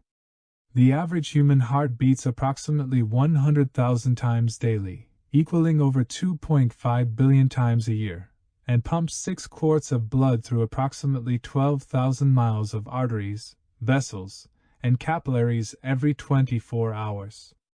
Our hearts appear to be so vital to who and what we become in life that it's the first organ to form in our mother's womb, even before the brain. In engineering terms, when the success of an entire project depends upon a single component, that piece of equipment is given the status of mission critical. In the space program, for example, when a rover will be landing on Mars and there will be no one around to fix something that might break, the engineers must do one of 2 things to assure the success of the mission. They either build the one piece of the rover that the whole mission depends upon, the mission-critical piece, with such precision that it cannot go wrong, or they build backup systems that can take over if it does. Sometimes they even do both. Clearly, the miraculous organ that feeds lifeblood to every cell of our bodies has developed, either by conscious design or natural processes, to be our most self-healing and long-lasting, mission-critical piece of equipment. Anytime the loss of someone we love is attributed to the failure of such a magnificent organ, we must ask ourselves what has really happened to that person. Why would the first organ to develop in someone's body, and one that performs so impressively for so long, with cells that are so enduring that they don't even need to reproduce, simply stop working after only a few decades? It makes no sense, unless there's another factor that we haven't considered. Modern medicine typically attributes heart conditions to an array of physical and lifestyle factors, ranging from cholesterol and diet to environmental toxins and stress. While these factors may be accurate on a purely chemical level, they do little to address the reason why they even exist. What does failure of the heart really mean? Perhaps it's not a coincidence that all of the lifestyle factors linked to heart failure are also linked to the unseen force that ancient spiritual traditions describe as the powerful language that speaks to the universe itself, human emotion. Is there something that we feel over the course of our lives that, for some of us, can lead to the catastrophic failure of the most important organ in the body? The hurt that kills. The answer to the question of what ends our lives may seem surprising. A growing body of evidence from leading-edge researchers suggests that life itself can lead to the failure of the body.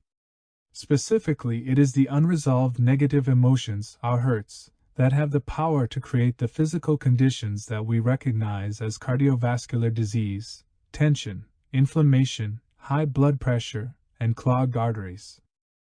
This mind-body relationship was documented recently in a landmark study at Duke University directed by James Blumenthal. He identified long-term experiences of fear, frustration, anxiety, and disappointment as examples of the kind of heightened negative emotions that are destructive to the heart and put us at risk. Each is part of a broader umbrella that we commonly identify as hurt. Additional studies support this relationship. Therapist Tim Lawrence, founder of the Hoffman Institute in England, describes the potential impact of our failure to heal and forgive what he calls old hurts and disappointments. At the very least, Lawrence says, it cuts you off from good health. He supports this statement by citing a number of studies that show, as did Blumenthal's, that physical conditions of anger and tension can lead to problems that include high blood pressure, headaches, lowered immunity, stomach problems, and finally, heart attacks. What Blumenthal's study showed was that teaching people to tone down their emotional responses to life situations could prevent heart attacks. This is precisely the point of healing our hurt. The non-physical forces of the things that hurt us create physical effects that literally have the power to damage us, or even end our lives. Clearly, this study, along with others, isn't suggesting that it's bad or unhealthy to experience negative emotions in the short term.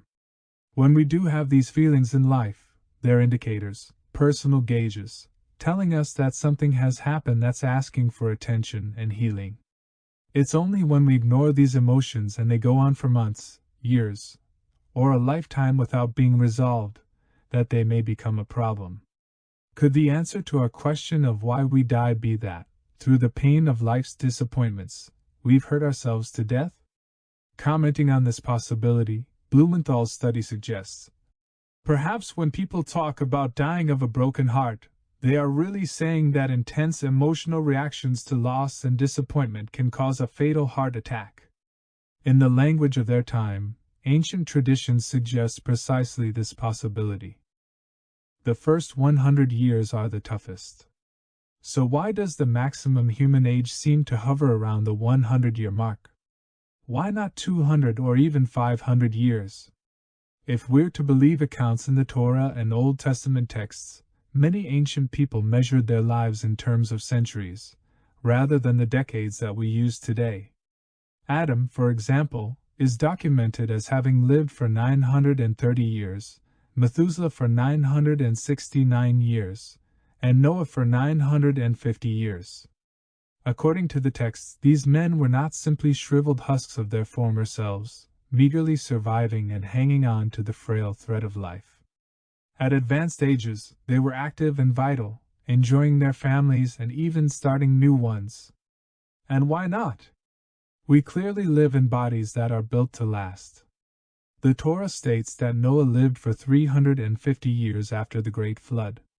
If he was 950 years old when he died, this would mean that he was fit and vital enough to build the ark that would ensure the survival of the entire human race when he was 600 years old.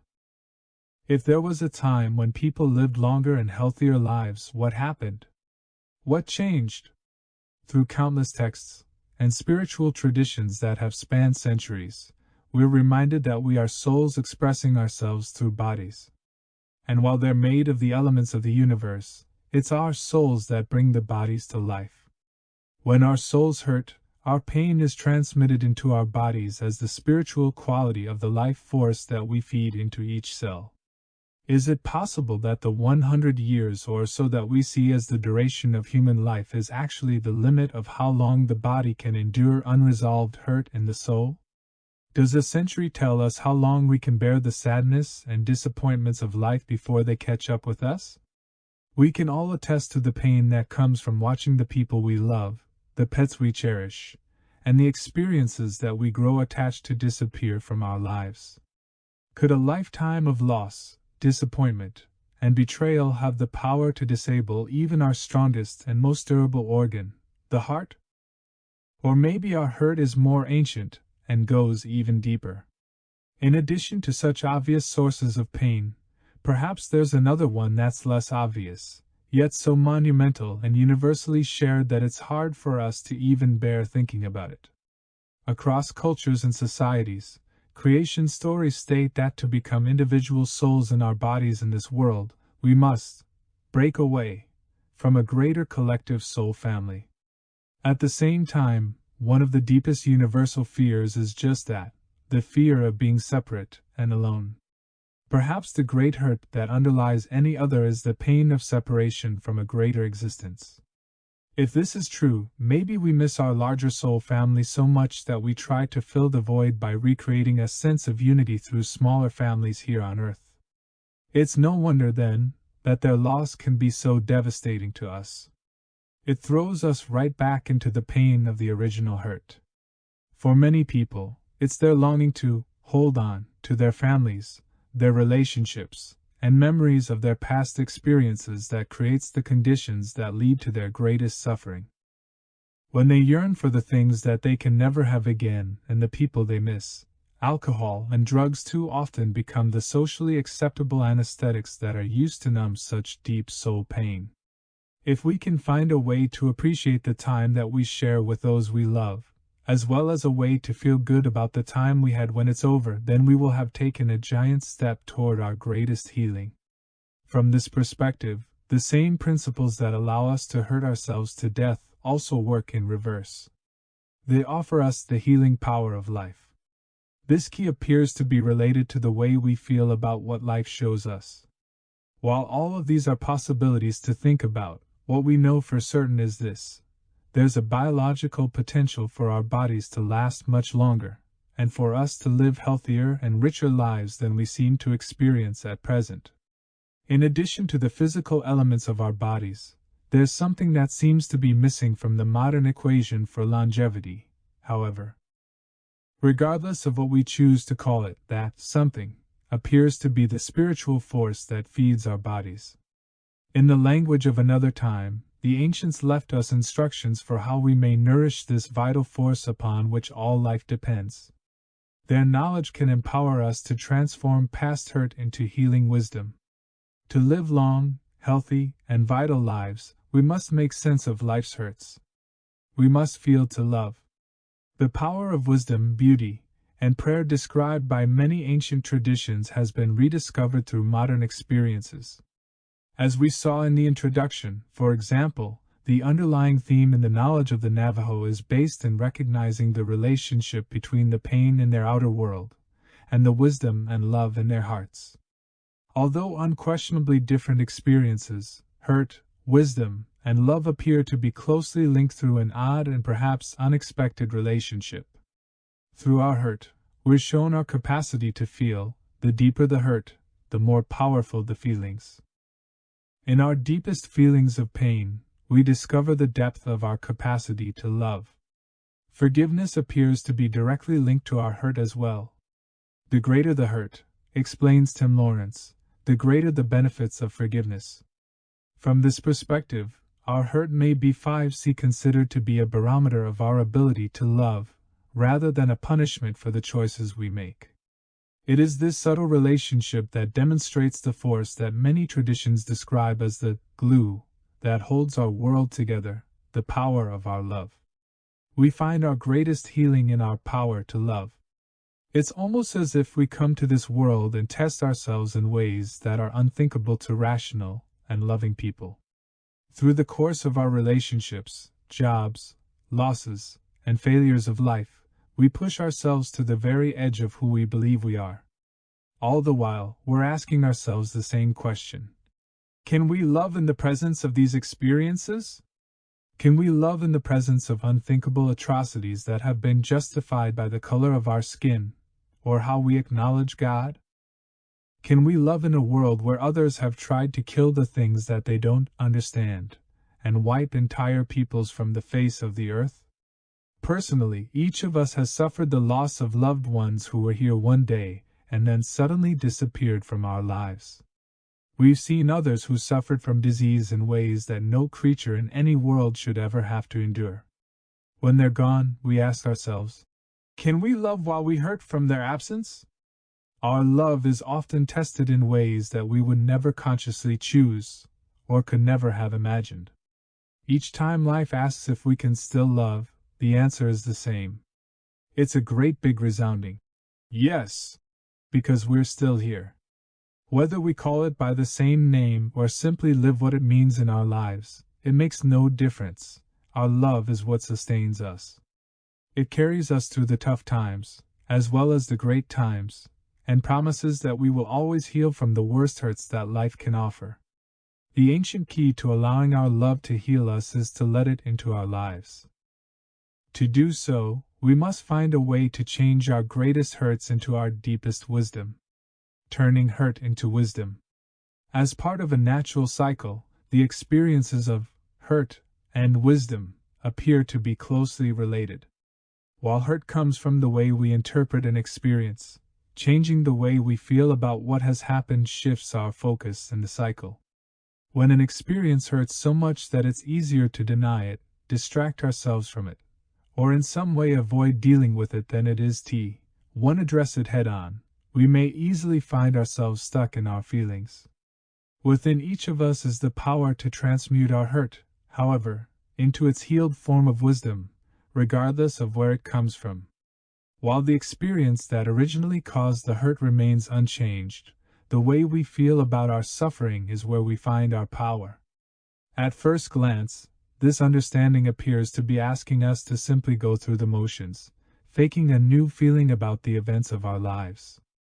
A closer investigation, however, reveals that the ancients understood and applied an age-old, subtle principle that has been recognized only recently by Western science. That principle suggests that the world around us is a living mirror, the quantum fabric that reflects the emotions that live within us. More specifically, the patterns of health in our bodies, the support of our families, communities, and the peace of our world tend to mirror our deepest beliefs. This relationship between belief and experience is now firmly supported in the newest theories of 21st century physics. It appears that this principle holds true for both the beliefs that we consider negative, as well as positive. Life-affirming emotions such as gratitude, compassion, and love are now documented as being triggers for life-promoting conditions such as lower blood pressure, release of good hormones, and enhanced immune responses. In a similar fashion, life-denying emotions such as anger, hate, jealousy, and rage are shown to promote life-threatening conditions such as irregular heart rhythms, impaired immune responses, and increased levels of stress hormones. Perhaps it isn't surprising, then, to discover that within the subtlety of this principle we also find the key to what many believe is the single most powerful force in creation. In the story of his search for truth in life, Gurdjieff found himself in a remote and hidden monastery in an unnamed country, where he was invited to remain until he had awakened a great power within himself. "Stay here," his master said, "until you acquire a force in you that nothing can destroy." I believe that this force was the love, wisdom, and compassion that comes from the healing of hurt. The key that gives new meaning to the things that hurt us is the same key that allows us to move beyond our judgments of life. It is the ancient power of blessing. Chapter 3. The third secret, blessing is the release. Out beyond ideas of wrongdoing and right doing, there is a field. I will meet you there. Rumi. Ancient traditions suggest that the only difference between the angels of the heavens and the angels of the earth is that the angels of the heavens remember that they're angels. When we love, we often find ourselves loving with the openness and innocence of an angel. It is this same openness that allows our pain. It is because of our innocence that we can so deeply feel hurt. If, in fact, we're all angels, then we're very powerful ones. Our anger and rage, as well as our love and compassion, certainly testify to that. These emotions show us how deeply we can feel, and how much positive or negative energy we can direct toward the things that we feel passionately about. When I see mobs of angry people in the streets of any country killing and destroying the very things that are important to them, I often find myself thinking, what angry angels. Regardless of whether you believe that we're angels or not, the reality is that there's something about us that allows us to hurt emotionally in a way that appears to be unparalleled in other creatures. When we do feel hurt, the power of blessing is key to our healing. Sometimes life challenges the beliefs of even the most loving and saintly people. Commenting on his faith in God following the 2004 tragedy at Bestselling School No. 1, the Archbishop of Canterbury said, When you see the depth of energy that people can put into such evil, then of course, yes, there is a flicker of doubt. It would be inhuman, I think, not to react that way. Although we may believe that there are spiritual reasons for the tragedies of our world, we're still left to find a way to make sense of them. Prayer is often the recommended antidote to ease the pain of tragedy. When the great spiritual masters invite us to heal life's hurts through prayer, we must ask the obvious question: how are we to pray positive prayers while we're angry and hurt, and just want our pain to stop? Understanding how our prayers work offers the answer to precisely this question. More than 19 centuries before Western scientists acknowledged the field of energy that connects all things, ancient scholars and indigenous healers described the web of creation in the words of their day.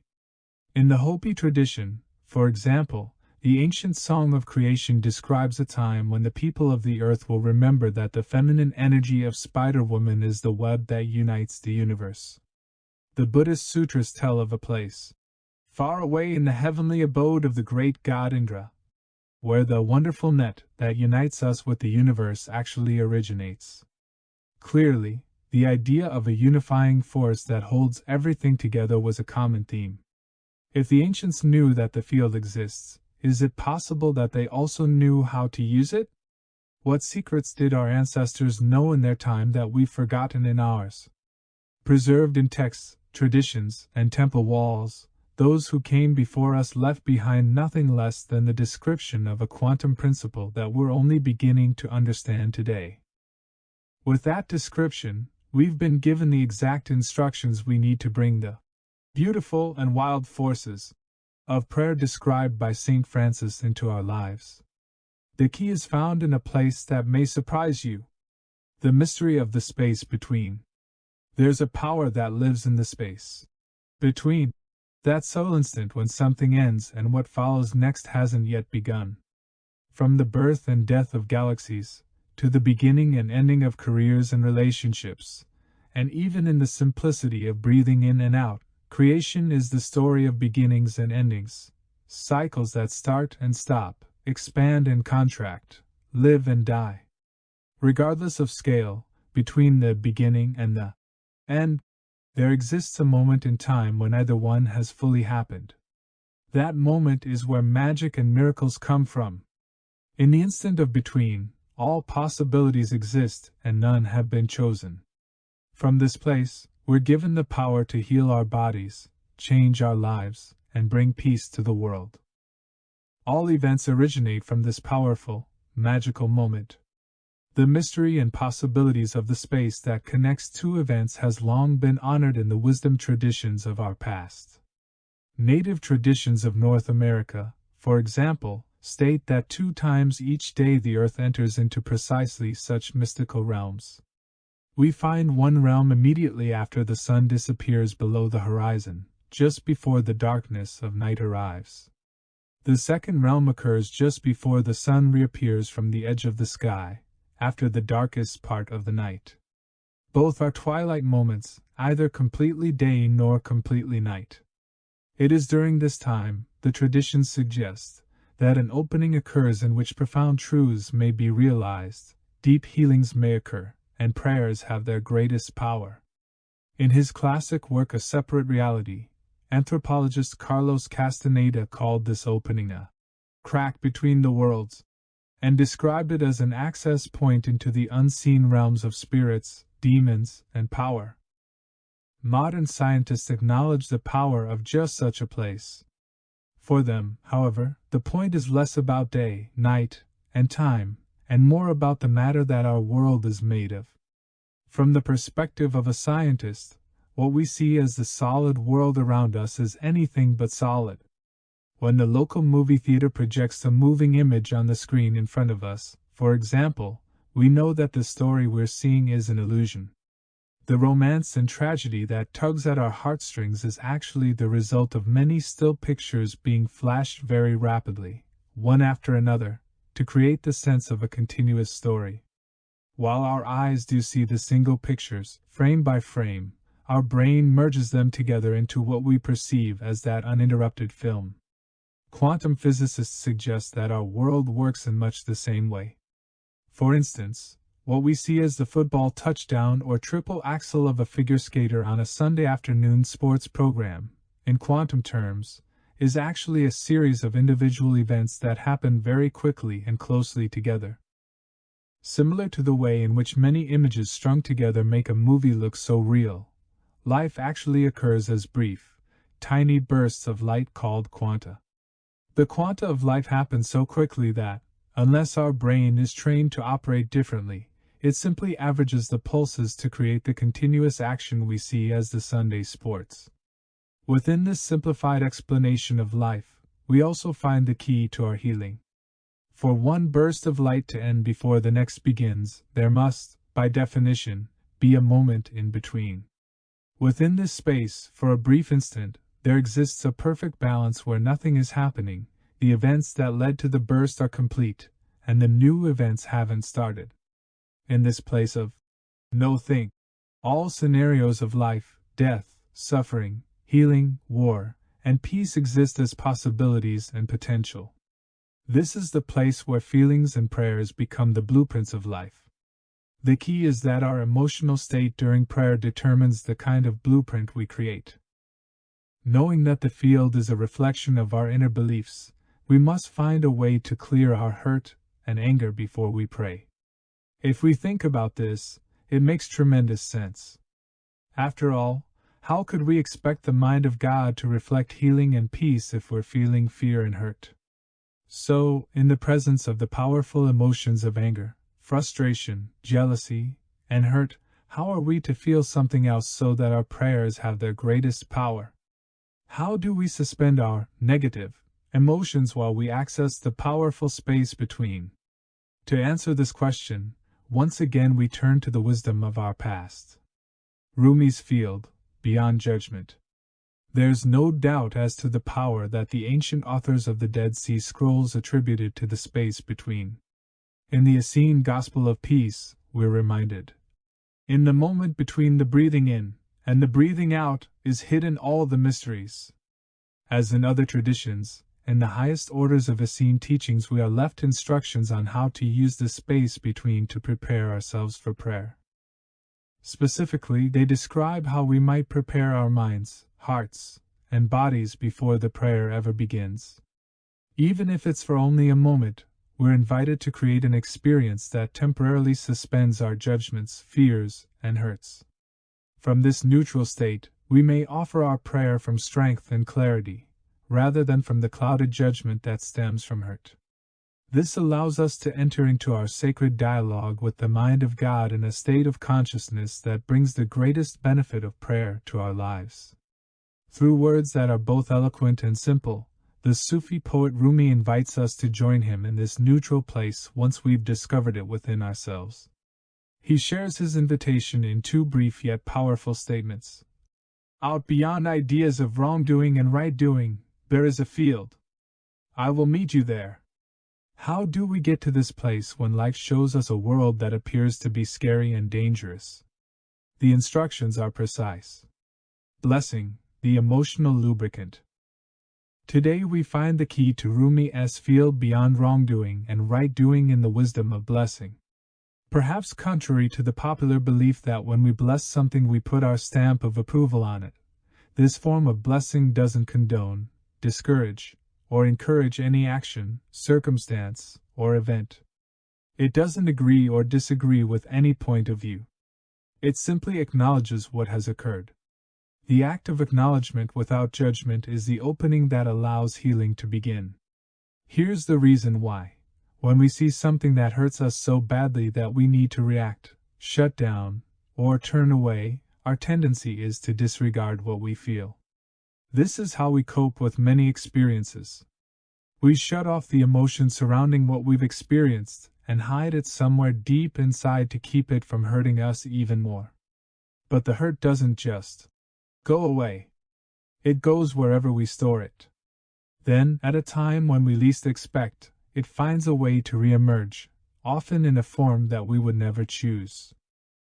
This is especially common in people who've experienced emotionally traumatic scenes ranging from battlefield conditions and rape to childhood abuse and domestic violence. The disproportionate anger that may surface during such moments can often be traced back to the shock of an experience earlier in life that couldn't be dealt with when it happened. In these cases, a seemingly innocent and off-the-cuff comment from a significant other or co-worker can become the trigger that awakens the earlier hurt. Our ability to shut down is the defense mechanism that allows us to go on with life, and not have to deal with the immediate pain of something that shocks our senses and sensibilities. At the same time, the emotions that have been created within us are still there, although they're buried. Tim Lawrence views the acknowledgement of hurt as an uncomfortable yet necessary step in healing. It is a process of emotional catharsis, he states, which enables people to get over that feeling of being wronged. Some people may find the defense mechanism of disguising their hurt works so well, in fact, that they believe they've healed the experience. They may even believe that they've forgotten what it was that hurt them in the first place. Their bodies, however, don't forget. Studies have shown that DNA and the cells of our bodies are in direct communication with the feelings that we have regarding our lives. For each feeling, the body creates a matching chemistry. Through the release of life-affirming hormones, such as DHEA, or life-denying hormones such as cortisol, we literally experience what may be called love chemistry and hate chemistry. Intuitively, we know this to be true, because we know that joy and appreciation have a positive influence upon our bodies, making us feel energized and lighter, while anger and fear have the opposite effect. Some holistic traditions even suggest that diseases such as cancer are expressions of unresolved anger, hurt, and guilt emerging from parts of the body where they were stored years earlier. Although we may not be able to prove this scientifically at the moment, the correlation between emotional trauma and the organs associated with the trauma clearly exists and deserves more study. With these understandings in mind, it appears that to disregard the things that hurt us may have long-term effects that aren't in our best interests. It makes sense to find a way to transform anything that has hurt us into a new experience that helps us. We can do this by acknowledging it and allowing it to move through the body.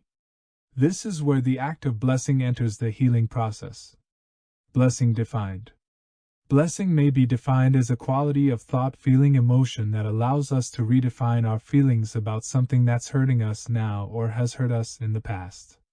Stated another way, blessing something is the lubricant that frees our hurtful emotions, opening us up to greater healing, rather than keeping our emotions stuck and unresolved within the body. To lubricate our emotions, we must acknowledge all aspects of those hurtful things, such as those who suffer, the cause of the suffering, and those who witness the outcome.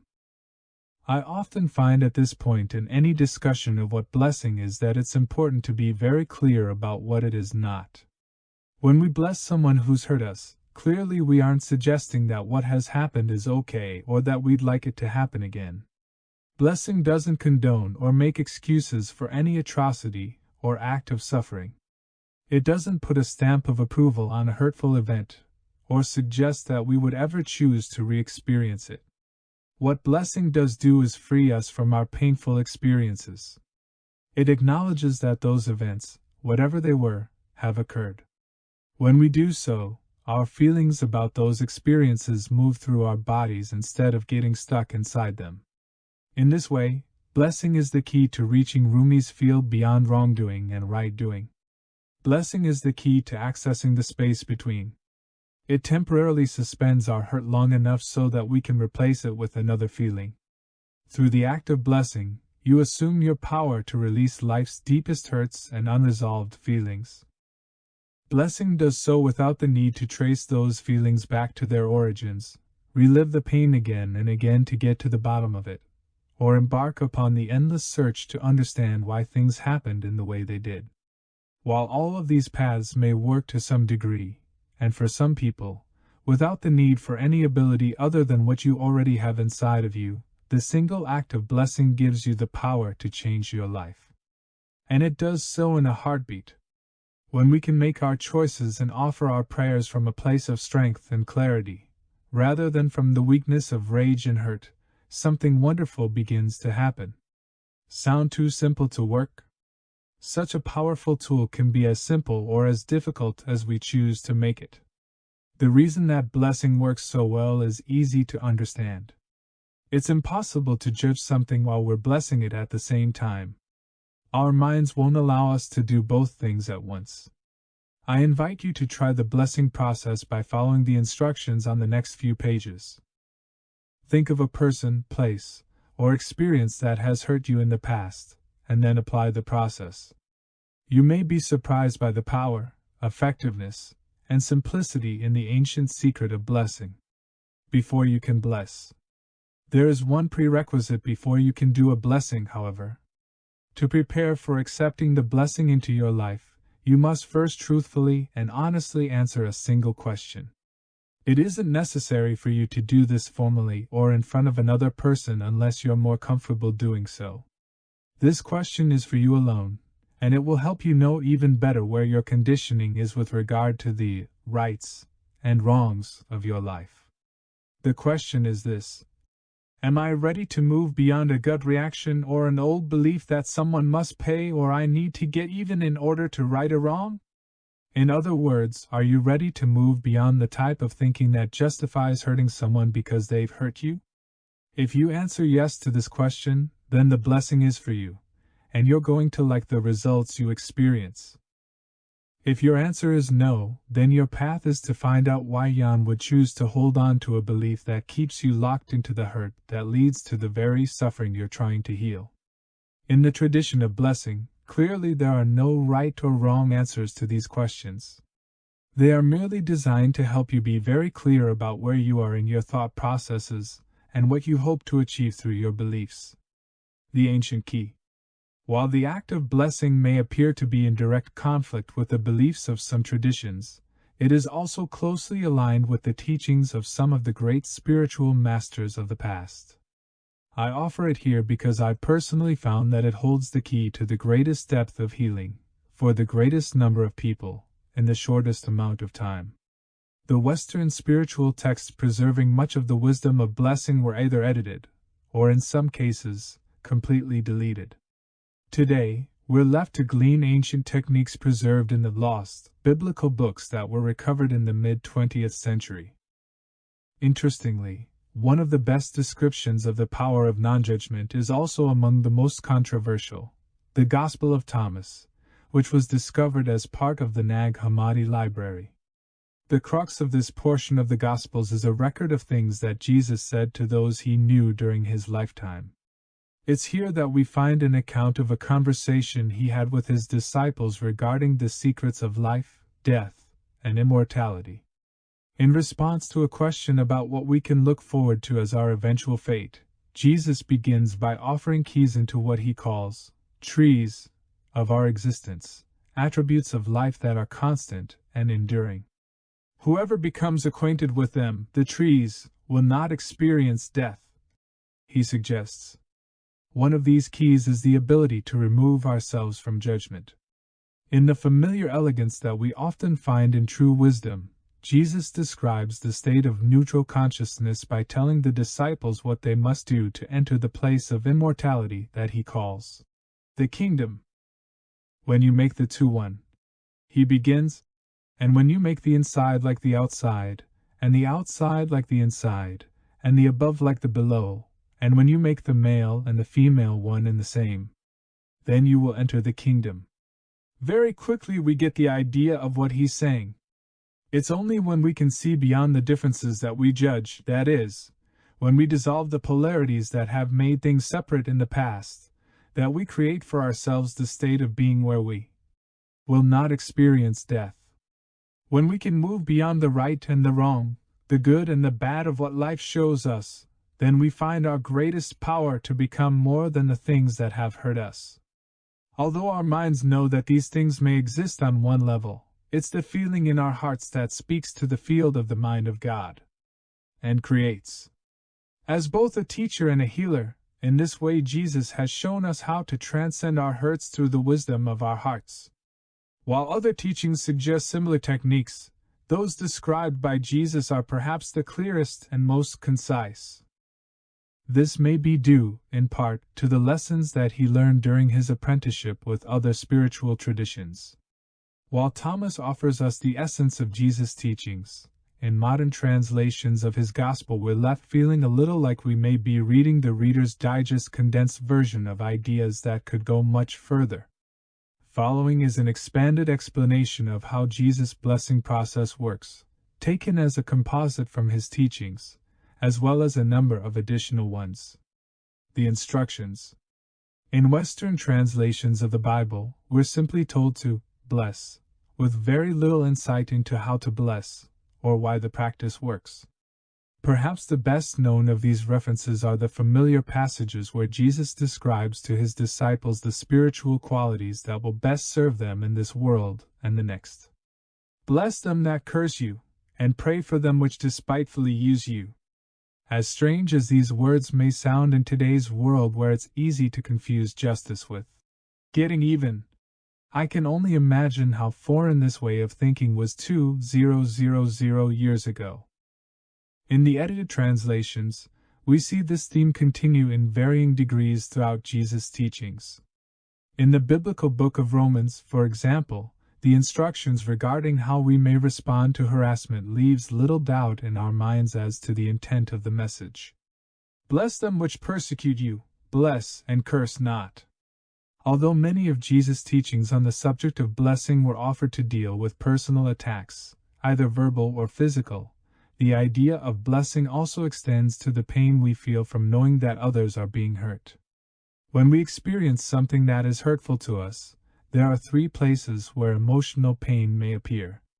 While some of these are obviously easier to address than others, all three must be acknowledged for the blessing to work. This is the power of blessing. It elevates us beyond the ancient trap of the tightness and wrongness of what has happened. Why? You may ask. Would I ever want to bless the very things that have hurt me? This is a great question, and one that I asked years ago when I discovered the power of blessing for myself. The answer is clear, and even deceptively simple. We have two choices regarding how we deal with life's hurts. Either we may mask and bury them, and allow them to slowly steal from us the very things that we cherish until they eventually destroy us, or we may accept the healing that comes from acknowledging life's hurts, and move forward with healthy, vital lives. I personally believe that this is the intent of the statement found in the Gospel of Thomas that reads, "If you bring forth that which you have within you, it will save you. If you do not, it will destroy you." The challenge, as well as the reward, for applying this principle in our lives may best be summed up in the words of St. Francis. He says of his lifetime, "It was easy to love God and all that was beautiful. The lessons of deeper knowledge, though, instructed me to embrace God in all things." This means the ugly experiences as well as the beautiful ones. The choice is ours. If we choose the healing, blessing is the path. When we do choose to bless in our lives, there are typically three aspects or groups of people in each situation that ask to be blessed. Although there are always exceptions, more often than not we must bless those who suffer, the cause of the suffering, and those who witness and are left behind. Each of these is described briefly as follows. Blessing those who suffer. The first place to direct our blessing is toward the obvious suffering of those who are hurt. In some cases, such as the September 11th and bestselling tragedies, there may be a distance between us and those who are suffering from an almost unimaginable magnitude of loss. In other instances, such as a broken promise or betrayal of trust from a loved one, the suffering may be right in our own backyard, as we read the ones who are suffering. In any case, this is perhaps the easiest part of the blessing process, blessing those who are the object of the suffering. Blessing whatever causes the suffering. For many people, this is the hardest part. For others, however, blessing the people or things that inflict the hurt, cause us pain, and take from us the parts of ourselves that we cherish the most is so aligned with the traditions with which we've grown up that we find it's almost second nature. This is where the power of the blessing becomes very real in our lives. When we can find it within ourselves to bless the people and things that hurt us, we become new. It takes a strong person to rise above the rights and the wrongs of events and say, "Today, I am more than the hurt of my past."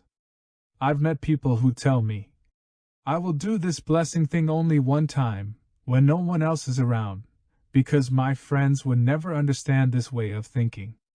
And if I don't like what happens," they continue, "I go back to feeling the hatred and jealousy that's worked for me in the past." I reply, "Great. One time is all it takes." I feel confident in my response for one reason alone. The instant that we open the door to a greater possibility of blessing in our lives, we change inside. There's a shift. In that change, we can never go back. And why would we want to? Why would we ever choose to feel the feelings that hurt us in the long run if we can feel the feelings that heal us instead? Whether you try it once and go back, or not, you must address all aspects of the experience for the blessing to work, including blessing the people, places, and things that you most dislike and may have the greatest anger toward. Blessing those who witness the suffering. This is the part of the blessing that's so easy to overlook. In addition to the relationship between those who suffer and those who cause the suffering, there are those who are left to make sense of what remains. It is us. We who are left behind must reconcile the murder of civilians and innocent children in times of war, the brutality against women in many societies, and the aftermath of failed relationships and broken homes. While it's easy to forget about ourselves in the presence of another's hurt, it's also our reaction, our lingering feelings, that form the message we're sending into the mind of God following any tragedy. Ultimately, it's how we feel as individuals as well as collectively that fills the void in consciousness following any tragedy, on any scale, from family to global. Bless us in our witnessing. The blessing template. The key to receiving the gift of blessing is that it must be offered. First, find a place of privacy, where no one will hear what you're about to do. Then, simply begin by stating the following out loud: I bless, I bless. Place here the names of who or what has inflicted the suffering. It helps to be as specific as possible. I bless me in the witnessing. Keep on blessing. My experience of using the blessing template above is that it sometimes takes a time or two before it really works. The reason for this isn't unexpected. To survive in this world, we've all learned to lock our hurts skillfully away within ourselves. Sometimes we do such a good job of masking our feelings about our experiences that even we forget where we've hidden them. Please don't be disappointed if it seems as if your blessing isn't working the first few times that you use it. It may take a couple of repetitions to penetrate the shell that you made to protect yourself. So keep on blessing. Say your blessing out loud.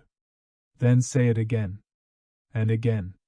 Use direct names, organizations, people, and dates each time you identify those who have caused the pound for that you're blessing.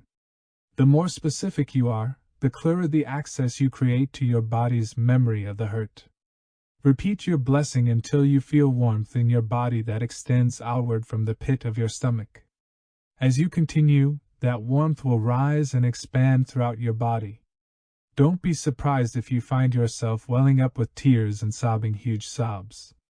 This is the way that the blessing frees our hurt and enables it to move through us. When the blessing feels complete, the world feels different.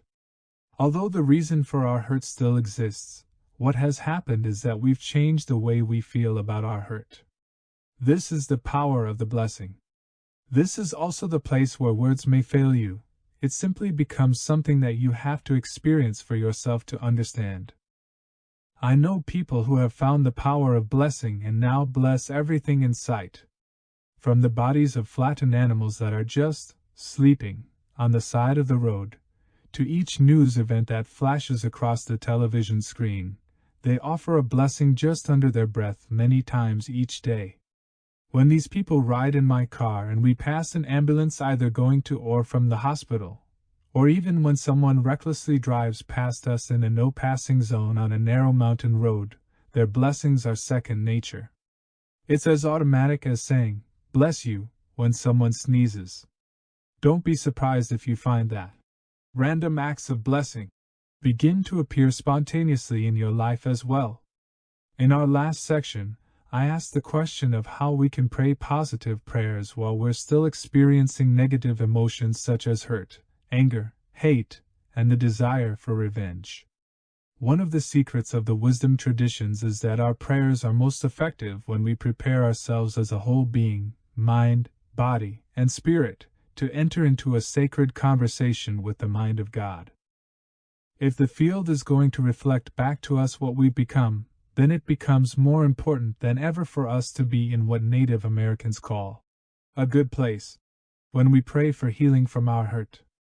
The ancient gift of blessing paves the way for us to pray from a place of strength and clarity, rather than weakness and uncertainty. While the instructions may be useful and interesting, I find that wisdom teachings are sometimes best shared as stories. The more real the story, the more the example makes sense. The following story describes my first experience with blessing during a time of personal loss. Although it may pale in comparison to the really big hurts in our world, at the time that it happened, blessing is what helped me deal with the loss of a dear friend. This example may help you deal with your losses too. Blessing in loss. Some of my most compelling relationships have been with animals. One week in the early 1990s, I was leading a combination workshop and retreat at an inn in Mount Shasta, California. A tiny black kitten wandered down the hallways of the inn, found his way into my room and my heart, and never left. My newfound friend had been born about 5 weeks earlier to a young female cat that had never given birth before and could not nurse her litter. By the time the employees at the inn discovered what had happened, they believed that all of the kittens had died. A few days later, however, a small miracle occurred. The mother cat emerged from her hiding place carrying a tiny heap of bones and fur that had survived all that time without food. Immediately the staff began to nurse the tiny kitten back to health. Acknowledging his magical strength and sheer will to survive, they named him Merlin. Finding my room that evening, Merlin purred and meowed at the door until I gave in to my urge to care for every animal on the entire planet and let him in. During the week of the program, he slept with me each night and sat with me each morning as I ate breakfast in my room. He would watch me shave from the edge of the bathroom sink and walk across my 35mm slides as I prepared them for the next day. Every morning he would stand on the edge of the bathtub as I showered, and catch droplets of water in his mouth as they bounced from my body. By the end of the week, Merlin and I were good friends, and I found myself tremendously attached to the little miracle with such a will to live. Through a series of synchronicities that soon occurred, Merlin and I found ourselves on a cross-country journey to my home in the high desert of northern New Mexico. He quickly became my family, and for the next 3 years he was with me each evening while I prepared dinner, and he napped beside my ancient Apple computer while I wrote my first book. One night Merlin went outside, as he always did at that time of evening, and I never saw him again. It was in the summer of 1994, during the week that a massive comet was impacting Jupiter. At first I thought that maybe he'd just gone exploring, as cats sometimes do, and I'd see him again soon. It may have been that Merlin navigated through the desert using the magnetic lines of the Earth, as birds and whales do, the same fields that were upset by Jupiter's strange effect on Earth's magnetic fields. These could have shifted and led him somewhere else. Or it may have been for a host of other reasons. The fact was that Merlin was gone. When I didn't see him after 2 days, I began to search for him. I took no phone calls and did absolutely no business for nearly a week as I scoured the fields north of Taos, New Mexico. Was he caught in a trap that the ranchers had set for the coyotes that hunted their sheep? Maybe he was stuck in an old building or a well and couldn't get out. 4 days I searched owls' nests, and looked in every badger burrow and coyote den that I could find. Finally, I stopped looking for Merlin and began looking for traces of him, his fur or his collar. All my efforts were fruitless. One morning, as I was lying in bed just before sunrise in a dreamy, half-awakened state, I simply asked for a sign. I needed to know what had happened to my friend. Before I'd even finished the question in my mind, something happened that had never happened before, and has never happened since. From the loft in my home, I heard a sound coming from outside, then another, and then another. Within seconds, coming from every direction, completely encircling the property, I heard the unmistakable cry of coyotes, more than I'd ever heard in all the years that I'd lived on that property. For what seemed like minutes, they yipped and howled until just as suddenly as they began, they stopped. I had tears in my eyes as I said out loud, "I don't think Merlin is with me any longer." In that moment, I was shown what had happened to my friend. I knew that the coyotes had taken him, and that I would never see him again. Later the same day, I began to see coyotes all over the property, in broad daylight. Certainly I'd seen them in the past, yet always before they'd appeared at sunset or just before sunrise. Today, they were everywhere in the middle of the afternoon, single ones, 2 or 3 together, young pups and families, all casually strolling through the fields. Here is the reason that I offer this story. The loss of Merlin hurt me. In my hurt, I could have gone after each coyote, one by one, thinking that this is the one that took my friend. I could have stood high on the top of a farm building with a rifle in my hands and avenged Merlin's death until there were no coyotes left in the entire valley. I could have done all that and nothing would have changed. Merlin would still be gone. I wasn't angry at the coyotes. I just missed my friend. I missed his personality, and the funny sounds that he made as he stalked big game, like the moths on the screen door at night. I missed the way he looked at me upside down while lying on the cool tile floors in the summer. That afternoon I began driving along the dusty gravel road that weaves its way through the valley to the highway.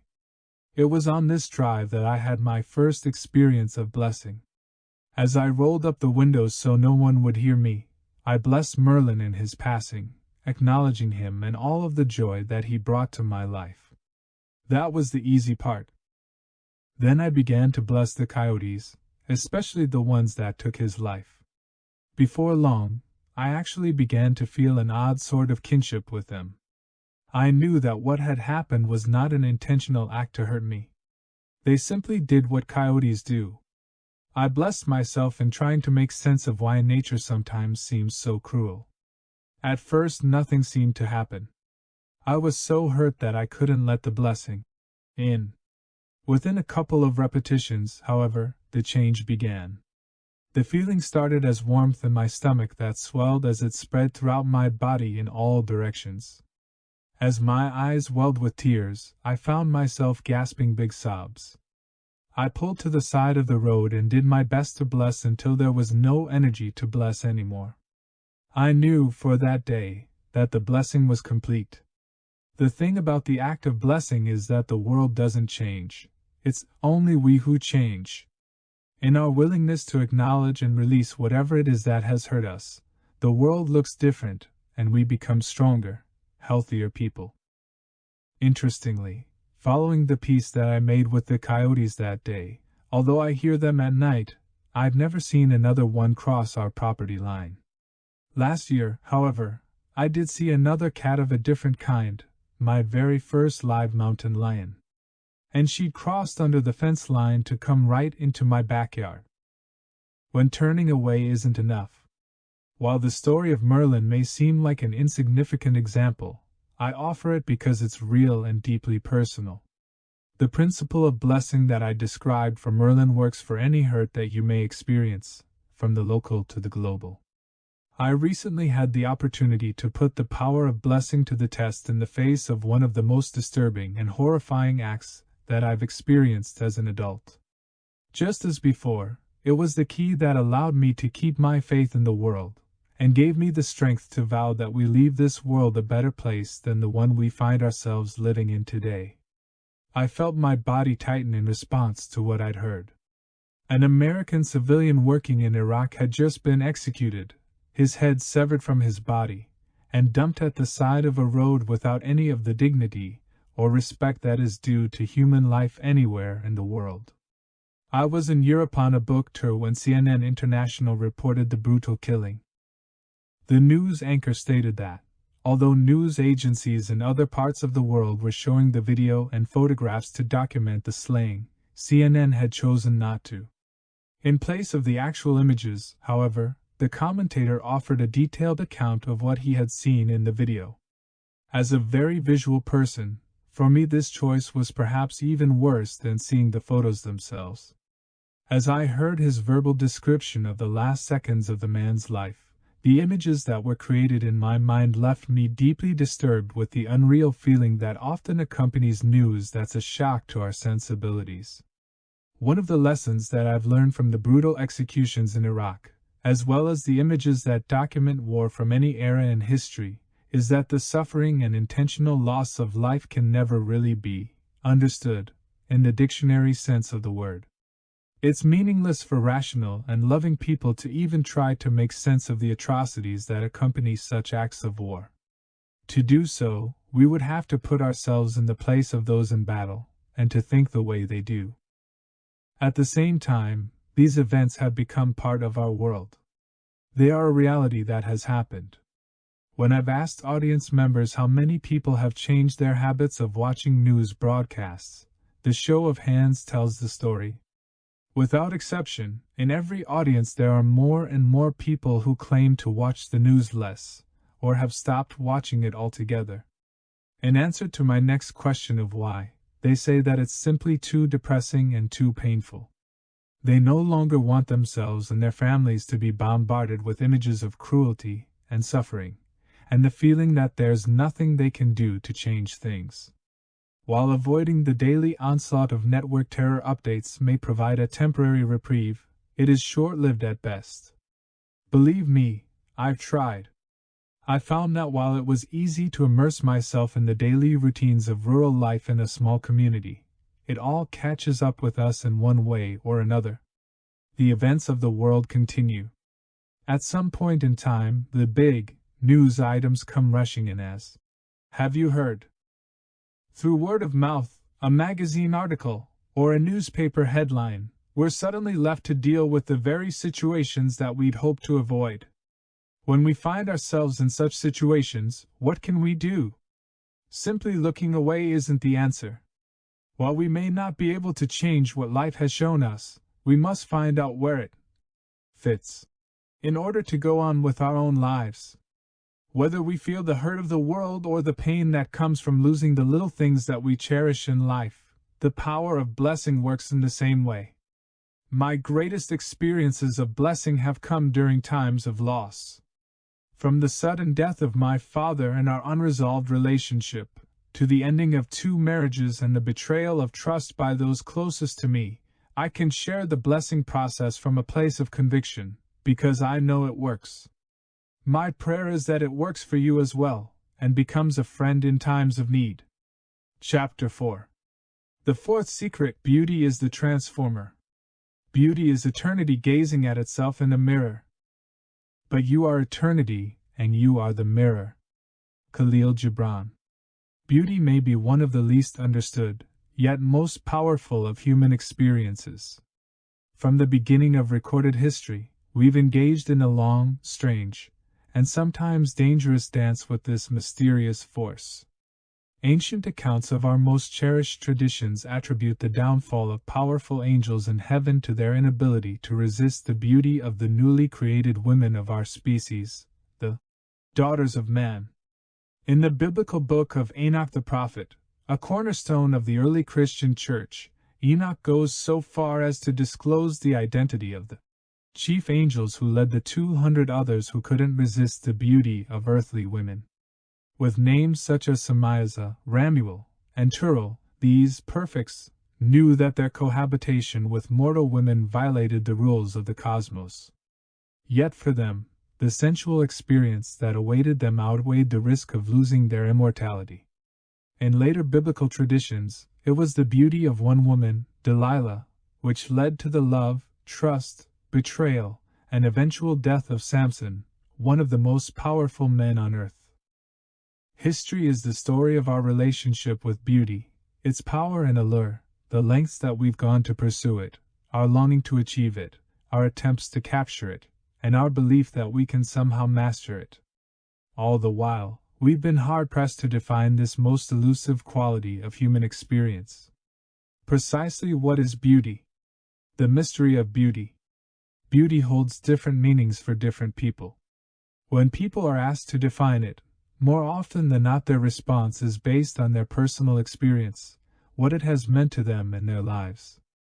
To a scientist, beauty may come in the form of an elegant solution to a mathematical equation. A photographer, on the other hand, may see beauty in the striking contrast between sunlight and shadows in a composition. Albert Einstein saw beauty as an expression of a greater order in creation, stating, for example, "Mozart's music is so pure and beautiful that I see it as a reflection of the inner beauty of the universe." It is clear that every person's experience of beauty is unique. For this reason, there may be as many definitions for the experience of beauty as there are people who experience it. Regardless of how it's defined in our lives, whether it's viewed as a force, an experience, a quality, a judgment, or a perception, the power of beauty is real. In its presence, we are changed. While it's clear that we may not know precisely what it is, it's equally clear that we may apply what we do know about the power of beauty to heal the suffering, hurt, and fear in our lives. If, as ancient traditions proclaim, beauty is a force unto itself, it is perhaps the strangest of nature's forces. Unlike gravity and electromagnetism, which seem to exist with or without us, the power of beauty appears to be dormant until we give it our attention. While it may very well have the power to change our world, that power is asleep until it's awakened. And we are the only ones who can awaken it. As the only form of life with the power to experience beauty, it is awakened only when we acknowledge it in our lives. From this perspective, beauty is more than the things that are pleasing to our eyes. It is an experience of heart, mind, and soul. Beauty comes from our willingness to see the perfection in what we often call the imperfections of life. While the betrayal of a confidence, for example, may shock us initially, some of that shock may disappear when we consider that we, in turn, have betrayed others in different ways, at other times. The beauty, in this instance, is in the balance of such experiences coming back to us, sometimes in ways we would least expect. To find the beauty in each experience, perhaps our role is less about creating it and more about recognizing that it's already here. Beauty is always present in all things. It may be found even in places where we believe that beauty could never exist. In the moments that we reach into the depths of our souls for the power to give new meanings to things that hurt us the most, we discover the great wisdom shared by ancient masters. That wisdom simply reminds us that the power to see beauty is a choice. The choice before us in each moment of every day is to consider only what we're shown in the moment, on its own merits, without comparing one experience to another. This is how we plant the seeds in our awareness that become the attractors inviting greater beauty into our lives. It is only when we compare our actual experience to an idea of what we believe beauty should look like that we're capable of seeing anything other than the beauty of the moment. In the Navajo tradition, we're reminded of this principle in the simple phrase, "The beauty upon which you base your life." We each create our own standard by which we measure the beauty in our lives. The question is, what do you use as the gauge by which you measure balance, success, and failure in your life? What is your yardstick for beauty? Beauty lives where we allow it. At first it was barely noticeable. Standing with our group in an open plaza of Kathmandu's historic district, I had grown accustomed to the bumps and nudges that accompany touring with others in close quarters. To help accustom our bodies to the higher elevations of Tibet, We had scheduled a 48-hour layover in the country of Nepal, which is situated at about 4,000 feet above sea level. In addition to preparing us for the Tibetan plateau, this would give us time to immerse ourselves in the traditions surrounding Hindus' oldest temples. I could have easily ignored the tug that I felt from the cloth pleat in my cotton hiking pants. Because it was so deliberate, though, I did not. Instinctively, I glanced downward to the source of the distraction. I wasn't prepared for what I saw. My eyes were met by the intense gaze of a man whose sparsely bearded face rose barely above the height of my knees. He appeared both timeless and ancient, as the hot wind rippled through the long, tangled strands of hair that mingled with the silvery wisps of his beard. The white ash that traditionally covers the body of a Hindu holy man clung to the humid dampness 73 of his skin in patches. Underneath was a black, scarred, and deformed body, made only darker from years of exposure to the harsh high-altitude sun. It took a moment for me to make sense of what my eyes were seeing. As I searched below his waist to the place where the man's legs should have been, all that I saw was the limp fold of a soiled loincloth cascading onto the ground below. In place of his legs, there was a short piece of board with rollers attached to the underside. Stained through years of use, the roller board appeared to be his only means of getting around. Startled, I stepped back. Without breaking his gaze from my eyes, the man slowly placed both of his palms on the ground, maintained his balance on the board, and skillfully pushed himself in my direction. I glanced up to see if anyone else had noticed what I was seeing. Those around me appeared absolutely oblivious to what was happening on the ground beneath their feet. The sight of overwhelming poverty had become common through the course of our journey, and my immediate assumption was that the man was a beggar, asking me for a handout. The act of begging is an acceptable profession in many religious traditions for those people who have freed themselves from the encumbrances of homes, professions, and families to devote themselves to prayer. As I reached into my pocket for something to hand him, the man turned and pointed to the roof line of an ancient temple across the square. Following his gesture, I found myself staring at the most beautiful wooden facade of an ancient Hindu temple. It was partially hidden behind other buildings, and was completely covered with the intricately detailed figurines of the thousands of gods and goddesses of Hindu tradition. If the ashen man had not pointed it out, I would have missed it completely. As I later learned, it also held an important key to understanding the Hindu faith. When I handed the bills to him, he casually waved his hands as if he were shooing a fly away, gesturing for me to put the money back into my pocket. He wasn't interested in money. I turned away briefly, in time to catch our translator leading the group in another direction. When I looked back, the man on the roller board had disappeared. Searching the crowd in front of me, I caught a quick glimpse of him just as he made his way across the hot cobblestones and into the masses of tourists. I never saw him again. I share this story to illustrate a point. Because the man looked so very different to me, I had a judgment about him and who he was. From his gnarled and weathered body, it was the beauty of his spirit that came through that day. Rather than wanting a handout, he simply wanted to share something with me. He showed me a part of his world that I would not have seen otherwise, and in doing so he taught me about my judgment. He also demonstrated that beauty can come through only when we allow it. It's interesting how the universe brings lessons to us when we least expect them. Often, it seems that they come just after we've had a powerful experience, as if to test us to see if we really learned it. This was the case in Tibet. A few days after my experience in Kathmandu, our bus pulled into a mountain village and stopped at an old military barracks that had been converted into a traveler's lodge. A hunched-over, weather-looking man boarded our bus as we stopped, and caught everyone a little off guard. As he looked at us, we could see that he was old, had only a couple of teeth, and his eyes were severely crossed, making it difficult to establish eye contact. At first we thought that he might have been another beggar from the street. But when someone in the group offered him some Chinese yuan, he refused. Instead, he began to take the heaviest bags from inside of our bus so that we wouldn't have to deal with them. After he had neatly stacked the last bag on the curb in front of the inn, I found myself wanting to give him a gratuity. He'd certainly earned it. Our bags seemed to get bigger and heavier with each city we visited.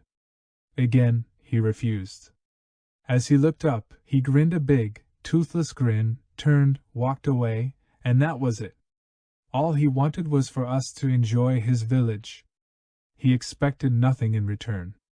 The real surprise came when I asked the innkeeper about their employee who'd been so kind. They informed me that they had no employees to help with bags. This man was simply someone from the streets of the village who happened to be at the inn when we pulled up and offered to help. Once again, the perfection of inner beauty shined through this man's imperfections and our judgments. He appeared as loving service, asking for nothing in return. This time, however, the entire group had the opportunity to experience the gift from this angel in Tibet. We all have a tendency to recognize the oddities of life from time to time, especially in others when they cross our paths. If we happen to see them while we're alone, we may simply glance, shrug our shoulders, and go on our way.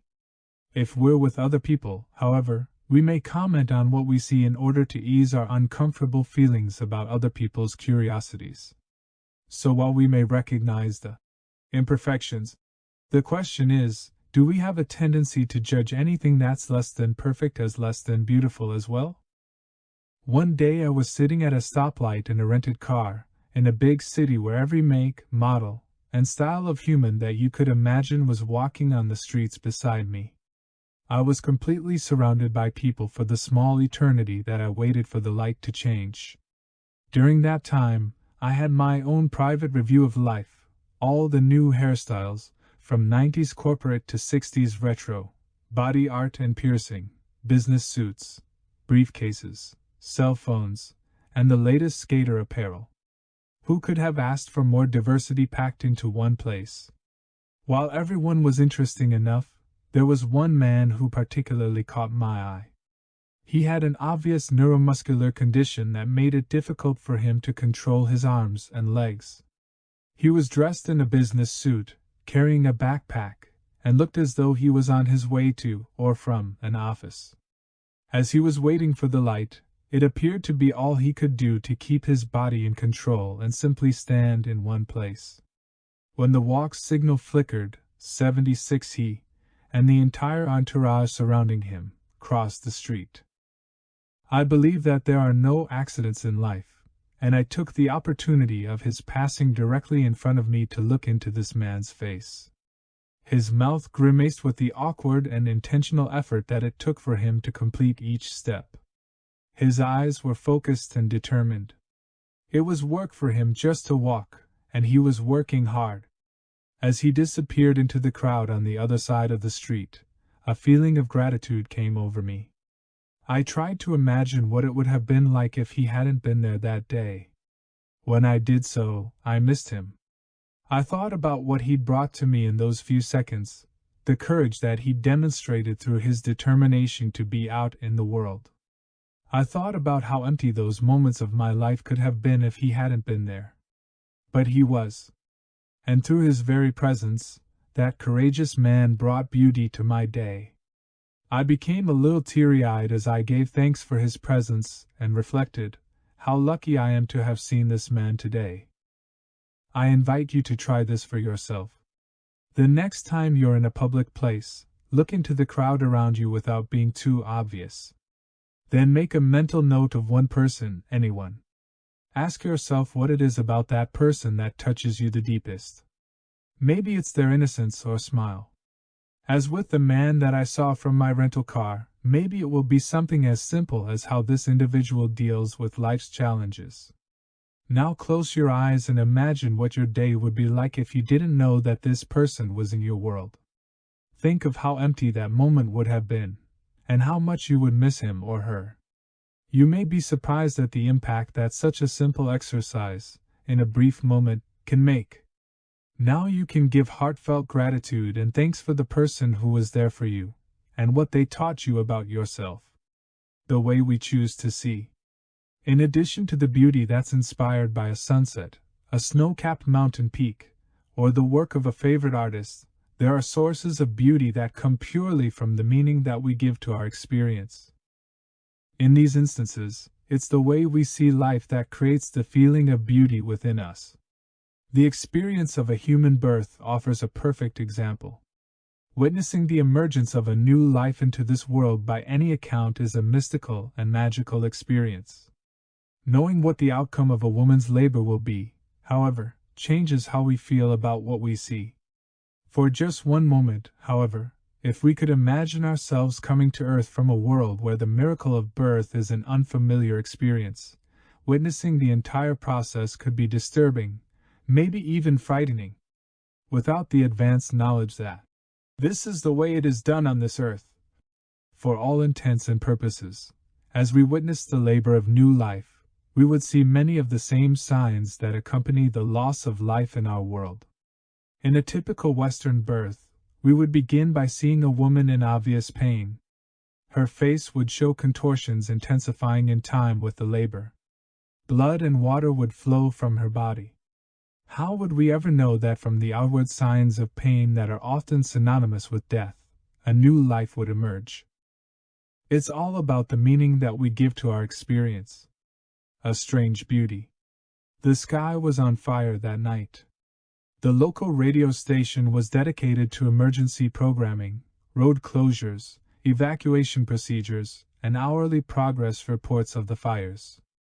For 2 days, and now 2 nights, the forests bordering the high desert mesa of northern central New Mexico had blazed with a fire so hot that it was creating its own internal winds, which were driving it ever closer to the oldest continuously inhabited pueblo in North America, the ancient Taos Pueblo.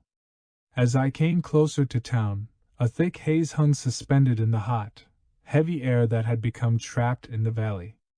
2 days earlier, a single bolt of lightning from an afternoon thunderstorm had found its way to the dry brush and kindling of the forest floor. In a matter of moments, the mountainside above Taos was ablaze, and the fire was spreading at a dangerous pace toward the foothill settlements. Although I knew that it was late afternoon, it was impossible to tell the time of day from the eerie twilight that blanketed the area. From the safety of my vehicle, I couldn't take my eyes off the sight that commanded my attention from the road. The brightness of the flames cast an odd glow onto the low clouds, bathing everything below in intense and penetrating hues of red, pink, and orange. As I looked at the backs of my hands still holding on to the steering wheel, I realized that the colors in the sky were so deep and rich that even the bluish cast of my veins had taken on the rich colors of the glow. Immersed in the experience, for just an instant, I felt what I was seeing without thinking of the devastating consequences that would surely result as the fire swept across the mountainside. I gazed at the strange beauty of the fires and marveled, these are the kind of colors that artists have tried for centuries to capture on canvas, and here they are painted across the sky in a way that could never be reproduced by a human. How beautiful! How absolutely beautiful! Suddenly, the tone of the announcer's voice on the radio shifted from the calm of providing information to the urgency of reporting a new development. "The winds have changed," I heard him say, "and the fire may burn in one of 2 directions.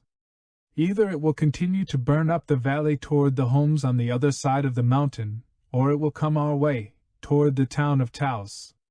We're advising people on the eastern edge of town to be ready for evacuation." The eastern edge of town? That's where I am right now. In that moment, the fire immediately looked very different to me.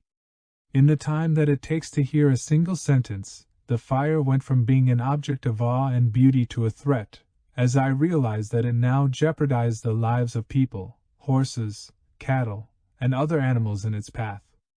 It was absolutely terrifying.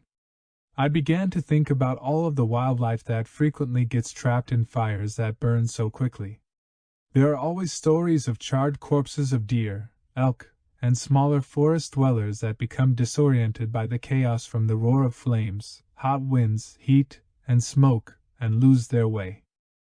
There are also stories of firefighters who, while risking themselves to save the lives and property of others, suddenly become surrounded by flames as a fire unexpectedly changes course and closes off their exit routes. I share this story for a reason beyond simply honoring the memory of all who worked so hard to contain the Taos Pueblo fire of 2003. For me, this fire reinforced a principle that many ancient and indigenous traditions have held sacred for centuries. During the time that I watched the flames, the fire itself did not change. It was still the same fire that it had been moments before, burning hot, wild, and free. What had changed was me. Specifically, I changed the way that I felt about the fire. In one moment, I saw the flames as a source of fascination and strange beauty. Only seconds later, the same flames became the source of anxiety, and in all honesty, not a small degree of fear. If I hadn't known that the flames leaping into the sky above the treetops threatened homes and life, in all probability they would have remained a thing of beauty. The realization, however, changed the way I felt about what I was seeing. Many people reported having a similar experience as they watched the televised images of the Challenger space shuttle disaster over eastern Florida in 1986. Until they knew what they were seeing that day, spectators saw the billowing white clouds over Cape Canaveral contrasting against the deep blue backdrop of the South Florida sky as a beautiful spectacle of awe-inspiring technology. Once they knew that something had gone horribly wrong, however, and that the lives of the entire crew had been lost, the puffy white clouds lost their beauty and became the lasting symbol of a nation's pain and loss. The principle is simply this. Although we may not have the power to determine what happens in every moment, we do have the power to determine our feelings about what happens. In this way, we're given the key to change even the most hurtful experiences into life-affirming wisdom that becomes the foundation of our healing. Within the space of a few brief seconds, while I watched that fire in Taos, I had changed my experience simply through the way I felt about it. The power of beauty. Recent discoveries in Western science now add to a growing body of evidence suggesting that beauty is a transformative power. More than simply an adjective that describes the colors of a sunset or a rainbow following a late summer storm, beauty is an experience. Specifically, beauty is our experience. Humans are believed to be the only species of life on Earth with the capability of perceiving beauty in the world around them, and within the experiences of their lives. Through our experience of beauty, we're given the power to change the feelings that we have in our bodies. Our feelings, in turn, are directly linked to the world beyond our bodies. The ancients believed that feeling, especially the form of feeling that we call prayer, is the single most powerful force in the universe. As we've discussed, feeling and prayer do, in fact, directly influence the physical matter of our world. So when we say that beauty has the power to change our lives, it's no exaggeration to say that the same beauty also has the power to change our world. The key is that we must find a way to see beyond the hurt, suffering, and pain that the world is showing us and recognize the beauty that already exists in all things. Only then will we have unleashed the potential of prayer in our lives, and its power in our lives. Finding beauty where others find none. To help us in our quest to make sense of things, we're shown living examples by the great masters of today, as well as of our past. Several years ago the world lost one such master, Mother Teresa. Mother, as those close to this great woman would call her, would shuffle down the streets near her home in Calcutta, India, and find beauty where few people believed that beauty could exist. Amidst the filth of garbage and debris in the gutters, the stench and the decay of rotting food and unidentifiable carcasses in the alleys, she would notice a mass of cow dung in the street. Growing in the dung she would find a flower. In that flower she would find 81 life, and in that life she found beauty in the streets of the city. With no words of explanation, no rationalization, and no justification, masters such as Mother Teresa believe that beauty simply exists. It is already here. It is everywhere and always present. Our role is to find that beauty. Life is our opportunity to seek it out and to allow the beauty that we discover in all things, from the deepest hurts to the greatest joys, to become the standard to which we hold our lives and ourselves. Through her sheer will and determination, Mother Teresa applied the simple elegance of her beliefs to life, and forever changed the ancient stigma attached to the so-called untouchables, the diseased and dying people of India's streets. Without judging them as less than anyone else, she and her sisters of charity volunteers would go out each day to search for the people they called God's children. Historically shunned by Indian society, and sometimes even their own families, the sisters would take these people to the hospices that they created to give them dignity and privacy in their last remaining hours on earth. The sisters continue their mission to this day. I've made it a point to visit their facilities in the past and found the women performing a noble service that few people have the willingness or emotional strength to duplicate. They are truly angels that walk in this world. I think of the sisters and Mother Teresa often, and know that if they can find beauty in the streets of Calcutta, then I can recognize the beauty that exists anywhere I may find myself. This is the power of beauty. The application is clear, the instructions are precise. The beauty that we experience in our lives is the blueprint for what is reflected in our world. In our high-tech era of miniaturized circuits and computerized devices to boil our water, it may be easy to overlook the power that beauty offers in our lives. Within the quantum understanding of a world where our inner beliefs become our outer world, what technology could be simpler, or more powerful? Chapter 5. The Fifth Secret: Creating Your Own Prayers. On a day when the wind is perfect, the sail just needs to open and the world is full of beauty. Today is such a day. Rumi. Prayer is the language of God and the angels. From the wisdom recorded in the Dead Sea Scrolls to the native practices that have survived until this day, prayer is universally described as a mystical language with the power to change our bodies, our lives, and the world. Within these same traditions, however, there are many different ideas regarding the most effective ways to speak the language of prayer. In its own way, each spiritual practice throughout the ages has put its unique spin on precisely what prayer is, how it works, and how to apply it in our lives. Ultimately, what we find is that the language of prayer has no rules, and cannot be done in a right or wrong manner. It lives within us as something that comes naturally, feeling. In his description of feeling as prayer, the abbot in Tibet clearly stated this timeless wisdom that was lost to the West long ago. When you see us chanting for many hours a day, and when you see us using the bells, bowls, chimes, and incense, you're seeing what we do to create the feeling in our body. Feeling is the prayer. Immediately following his explanation, he then returned the question to me, asking, "How do you do this in your culture?" It's strange how a single question, asked in just the right way at just the right time, can crystallize a belief that we may have had trouble putting words to in the past. As I heard the abbot's question, I had to reach deep inside of myself to explain how I believed Western prayers work. In that moment, I began to realize the full impact of early biblical edits.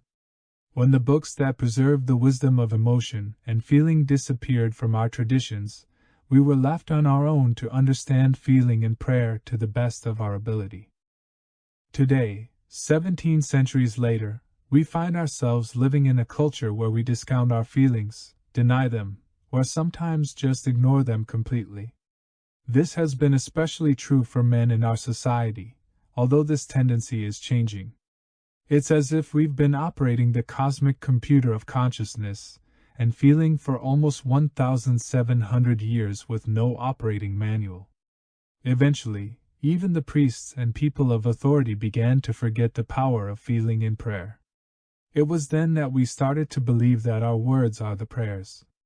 If you ask someone on any street, or in any airport or shopping mall, to describe prayer, more often than not they'll recite the words of familiar prayers to answer you. When we say things like, "Now I lay me down to sleep, God is great, God is good," and "Our Father who art in heaven," the belief is that we're saying a prayer. Could the words be a code? Rather than being the prayer itself, could the words that remain today be the formula that someone else designed long ago to create the feeling of the prayer within us? If so, then the implications are vast. We are always feeling in each moment of every day of our lives. While we may not always be aware of just what we're feeling, we are feeling nonetheless. If feeling is the prayer and we're always feeling, then that means we're always in a state of prayer. Each moment is a prayer. Life is a prayer.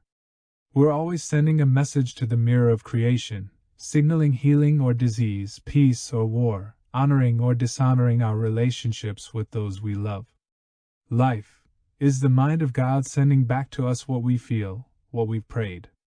When prayers stop working. During the 1972 studies documenting the effects of meditation and prayer in different communities, the results were clearly shown to be more than coincidence or a fluke. The experiments were subject to all of the scrutiny that would accompany any other reliable scientific study in a controlled laboratory environment. The effects were real, and they were documented. During what researchers called the window, the time when people trained in the techniques felt peace within their bodies, the world around them reflected that peace. The studies clearly show that there were statistically significant declines in the key indicators that 84 the researchers were observing. As I mentioned before, traffic accidents, visits to the emergency room, and violent crimes all diminished in number. In the presence of peace, all that could happen was peace. As interesting as these results are, however, what they show next has been an ongoing mystery to those studying the findings. When the experiment stopped, the violence was renewed, in some instances reaching levels even greater than before the experiments began. What happened? Why did the effects of the meditations and prayers appear to stop? The answer to this question may be the key to understanding the power of our lost mode of prayer. What happened was that the trainees stopped what they were doing. They stopped their meditations. They stopped their prayers. And this is the answer to our mystery. In large part, the studies reflect the way that we've been taught to meditate and pray in our lives today. On a typical day, we go about the routines of our lives as business people, students, and parents, just doing the things we do. At a certain time of the day, we set a little spiritual time aside. Maybe we close the door for some privacy at the end of the day, after the dishes are done, the kids are in bed, and the laundry is finished. We light candles, turn on some inspirational music, and offer prayers of thanks or enter into meditations of peace. Then, when we're finished, we stop what we're doing. We leave our sanctuary and return to the real world. While I may have exaggerated some things here, the idea is that our meditations and prayers are often something that we do at some point in our day, and when we're finished, we stop. If we believe that prayer is something that we do, then it makes perfect sense that when the prayer stops, the effect of the prayer stops as well. Prayer is a short-lived experience if we assume that our prayers are the gestures of our open hands placed palms together in front of our hearts, and the words that we speak during that time. Between the ancient texts recovered in the 20th century, the native prayer of rain, and the story of the abbot in Tibet, however, we know that prayer is more than what we do. Prayer is what we are. Rather than something that we do sometimes, these traditions invite us to accept prayer as something that we become always. While it's impossible to kneel in prayer 24 hours a day and recite the words that the ancients left for us until we can recite them no more, it's not necessary to do these things to be in prayer. Feeling is the prayer, and we feel all of the time. We can feel our gratitude for the peace in our world because there is always peace somewhere. We can feel the appreciation for the healing in our loved ones, as well as ourselves, because we are healed and renewed to some degree every day. The reason that the effects of the experiments seemed to come undone is because the prayers ended. The peace that was held in place by the beautiful and wild force within the people who prayed and meditated simply dissolved when the means to hold it in place stopped. This may be precisely what the Essenes were trying to convey to the people of their future through the language that they left for us more than 2,000 years ago. Recent translations of ancient manuscripts in Aramaic, the language of the Essenes, offer new insights into why the records of prayer may appear to be so vague. By retranslating from the original documents, it becomes obvious that tremendous liberties were taken throughout the centuries with the wording and intent of the ancient authors. While attempting to condense and simplify the intended ideas, as the saying goes, a lot was lost in the translation. With regard to the power of prayer, a comparison of the modern biblical version of "Ask and you shall receive," for example, with its original text gives us an idea of just how much can be lost. The modern and condensed passage in the King James Version of the Bible reads, "Whatsoever ye ask the Father in my name, he will give it to you. Hitherto have ye asked nothing in my name, ask and ye shall receive, that your joy may be full." When we compare this to the original text, we see the key that is missing. All things that you ask straightly, directly, from inside my name, you will be given. So far you have not done this. Ask without hidden motive and be surrounded by your answer. Be enveloped by what you desire, that your gladness be full. In these words, we're reminded of the quantum principle that tells us that prayer is consciousness. It's a state of being that we're in, rather than something that we do at a certain time of day. By inviting us to be surrounded by our answer and be enveloped by what we desire, this passage reminds us in words of precisely what the abbot and my friend David showed us in the shared wisdom of their traditions. We must first have the feeling of our prayers answered in our hearts before they become the reality of our lives. In the passages above, Jesus suggests that those he's speaking with haven't done that. While they may believe that they asked for their prayers to be answered, if their asking was simply the words, "Please let these things happen," then he says that this isn't a language creation recognizes. He reminds his disciples that they must speak to the universe in a way that's meaningful. When we feel as though we're surrounded by healed lives and healed relationships, and enveloped by peace in our world, that feeling is both the language and the prayer that opens the door to all possibilities. Remembering our power. In the classic tale The Wonderful Wizard of Oz, it's only when Dorothy clicks her heels 3 times and says the words, "Take me home to Aunt Em," that she's transported back to her family and loved ones. We all know that there's no magic, per se, in simply clicking our heels. If there were, we would see people appearing and disappearing from Starbucks lines and corporate boardrooms every time they did the same thing. Dorothy's words were not in the form of a request. They were a command. Who or what was she speaking to? The command was for her. She wasn't instructing the Good Witch Glinda or the Munchkins around her to perform an act of magic. Dorothy was the one with the slippers that became power objects in her journey. Just as a shaman's stone, Moses' staff, or Joseph's coat provided a focus for the power within their owners, Dorothy's shoes did the same for her. The 3 clicks were the trigger within Dorothy for her to feel the feeling as if she were home, and in a heartbeat, she was. There's almost a universal sense that we have ancient and magical powers within us. From the time we're children, we fantasize about our ability to do things that are beyond the realm of reason and logic. And why not? While we're children, the rules that say miracles can happen in our lives have not yet been ingrained in us to the point that they become limits in our beliefs. Is it possible that our sense of connecting with a greater force is so universal, and that we so long for this connection, that we've preserved the ancient formulas to do so, while forgetting how to use them in our lives? Could our memories of fairy tales and magic, for example, have preserved keys to our lost mode of prayer without our even realizing it? If feeling is the prayer, then the answer to these questions is a great big yes. With this possibility in mind, let's examine some familiar examples of how the code for prayer has been handed down through the ages. Perhaps the best known and most universal prayer in the world is the Lord's Prayer. Its words are honored by nearly 1/3 of the world's population, the 2 billion Christians who look to the words of this ancient code for comfort and guidance.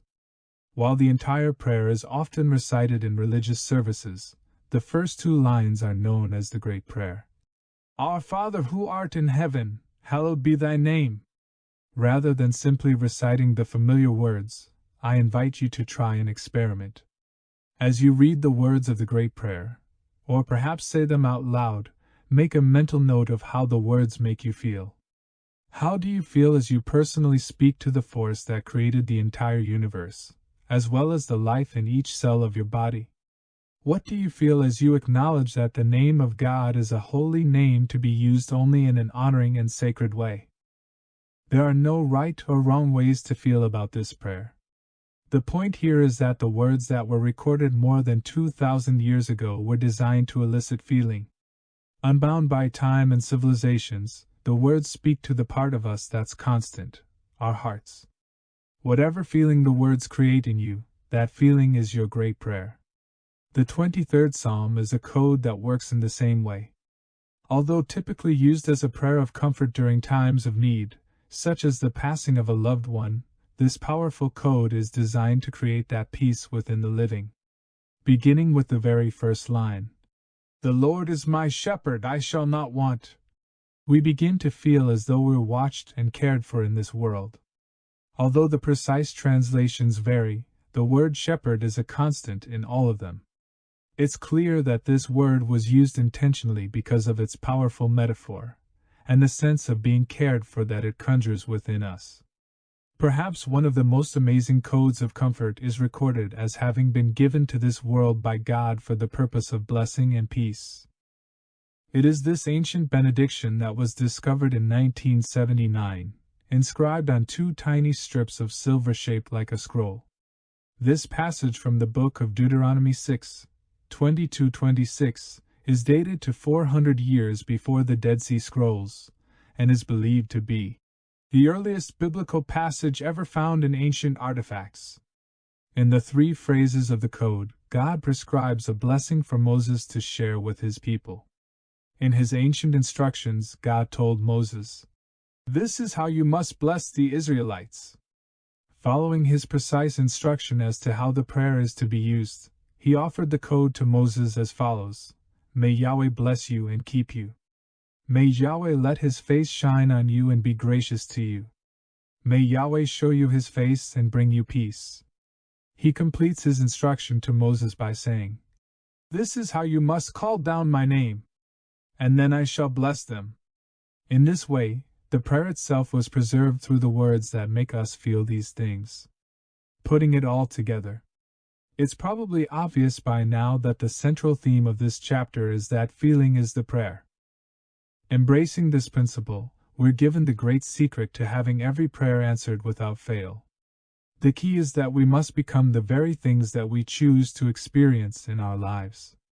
If we're looking for love, compassion, understanding, and nurturing in our lives, we must develop those very qualities within ourselves so that the mind of God can mirror them back to us in our relationships. If we want abundance, we must feel gratitude for the abundance that already exists in our lives. Between knowing this, and knowing of the hidden power in beauty, blessing, wisdom, and hurt, how do we put these things to work in our lives? What do we do with these ancient secrets to get through the tough times in life? Probably the best way to answer this question is simply to apply these keys in an example.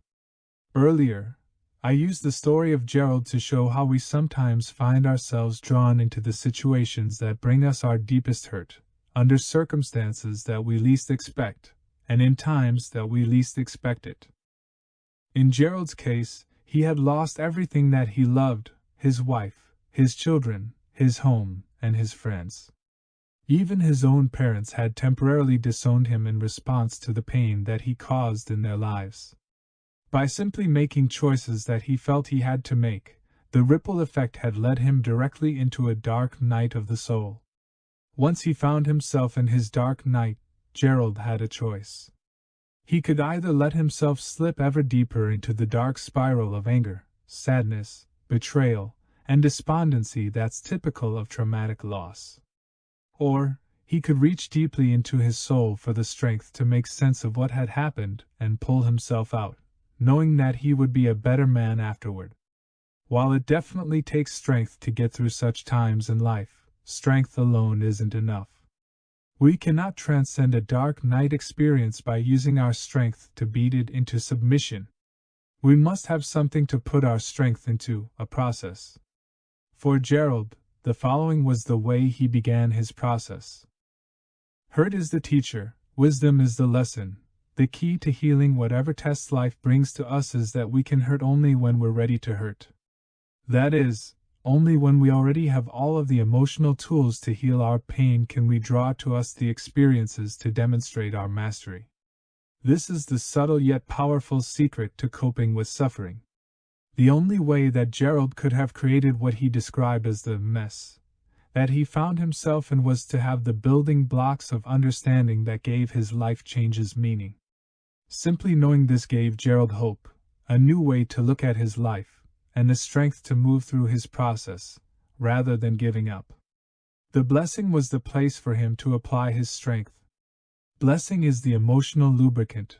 When we apply the steps of the blessing process described earlier, we suspend our hurt long enough to replace it with something else. In Gerald's case, I invited him to bless everything about his experience. Everything? He asked.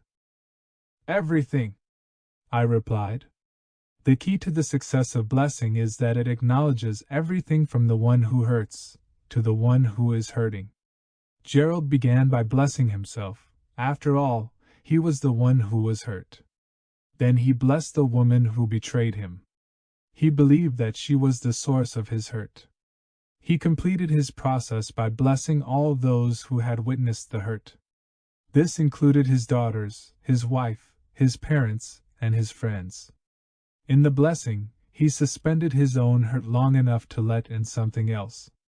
That something was the ability to see the big picture and make sense of the seemingly senseless things that were happening in his life. Through the new meaning of his life experience, he found beauty in the process. Beauty is the transformer of our hurt, beyond something that we see only with our eyes. When we can see the symmetry, balance, and the give and take of a situation, we begin to see why things have happened the way they have. This is where the magic occurs. When our hurt makes sense to us and we can see the light at the end of the tunnel, we begin to feel differently about our experience. In that difference, our hurt becomes wisdom. This is where the healing begins. Feeling is the prayer. Ancient traditions remind us that the world around us is nothing more and nothing less than the mirror of what we've become in our lives, what we feel about our relationships with ourselves, one another, and ultimately God. Scientific evidence now suggests precisely the same thing. What we feel inside our bodies is carried into the world beyond our bodies. For Gerald, as well as for many of us, this is a new, and very different, way of seeing things than we were taught growing up. It is also empowering.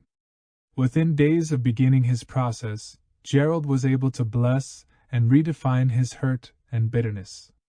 His new feelings became the prayer that he sent into the world around him. Almost immediately, his relationships began to reflect his prayers. While he still had to work at it, he and his ex-wife developed a healthy friendship. This was good for them, as well as for their daughters. Gerald also soon found himself in a new romance that mirrored his new view of himself. Together, he and his partner embarked on a journey of discovery that his former wife would have found threatening. So in this way, Gerald healed his dark night of the soul. I last saw him in San Francisco in 1990. He said, "Boy, am I glad that's over with. I don't think I could go through another one." "There may be more," I said. Just because you come through one dark night doesn't mean that you'll never have another one. It just means that you'll be able to see it coming, and know beyond a shadow of a doubt that there is always a better life on the other side. Creating your own prayers. The foundation of everything that we're saying here is that the words of prayers themselves are not the prayers. While the words may be beautiful, ancient, and time-honored relics, they're simply the catalysts to unleash a force. And the force is within you. You is the operative word here.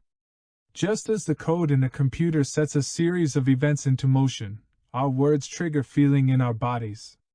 But neither the code nor the words have any power until they're given meaning. For the code, it's the computer's operating system. For our words, it's our feelings. Prayers are personal.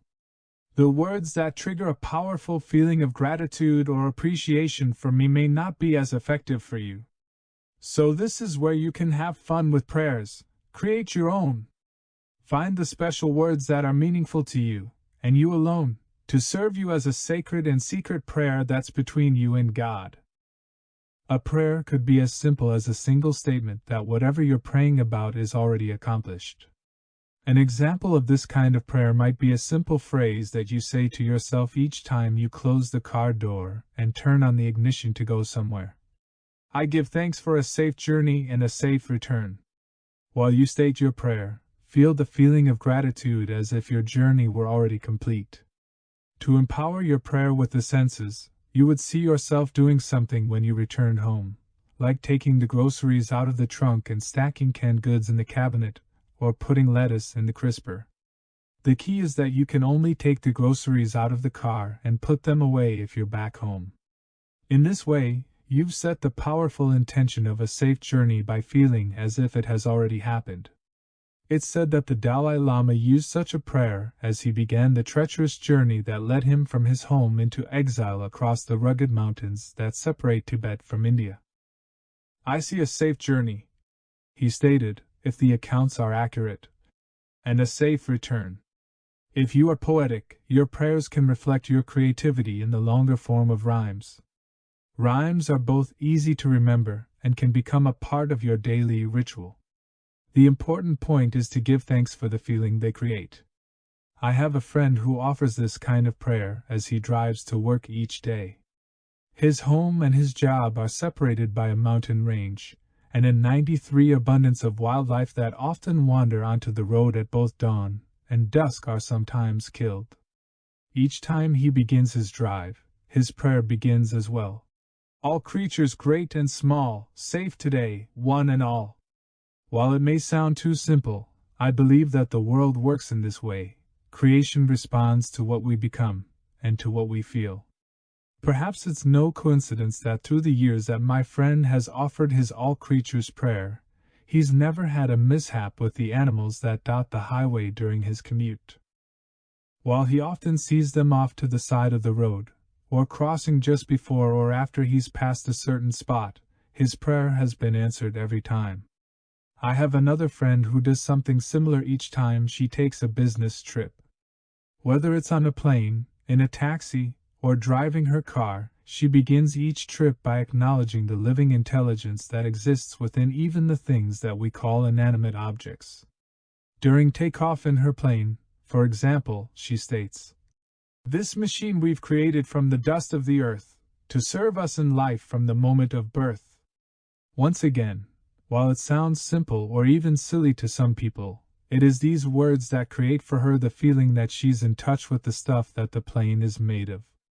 In that sacred communion, she feels the empowerment of being connected with the machine that's responsible for her safety, rather than simply hoping for a lucky ride. These are only a few examples. With the knowledge of how our prayers work, I invite you to create your own. Have fun with your prayer poems. Share them with friends. Don't be surprised if you find that it comes very naturally for you to anchor and seal your prayers with a rhyme. We knew how to do this when we were children, and our children remember how to do it today. Rather than being a silly thing to do, we may just discover that through such simple and joyful moments of life, we're using an ancient inner technology to access the most powerful force in the universe. And you thought it was just a simple poem.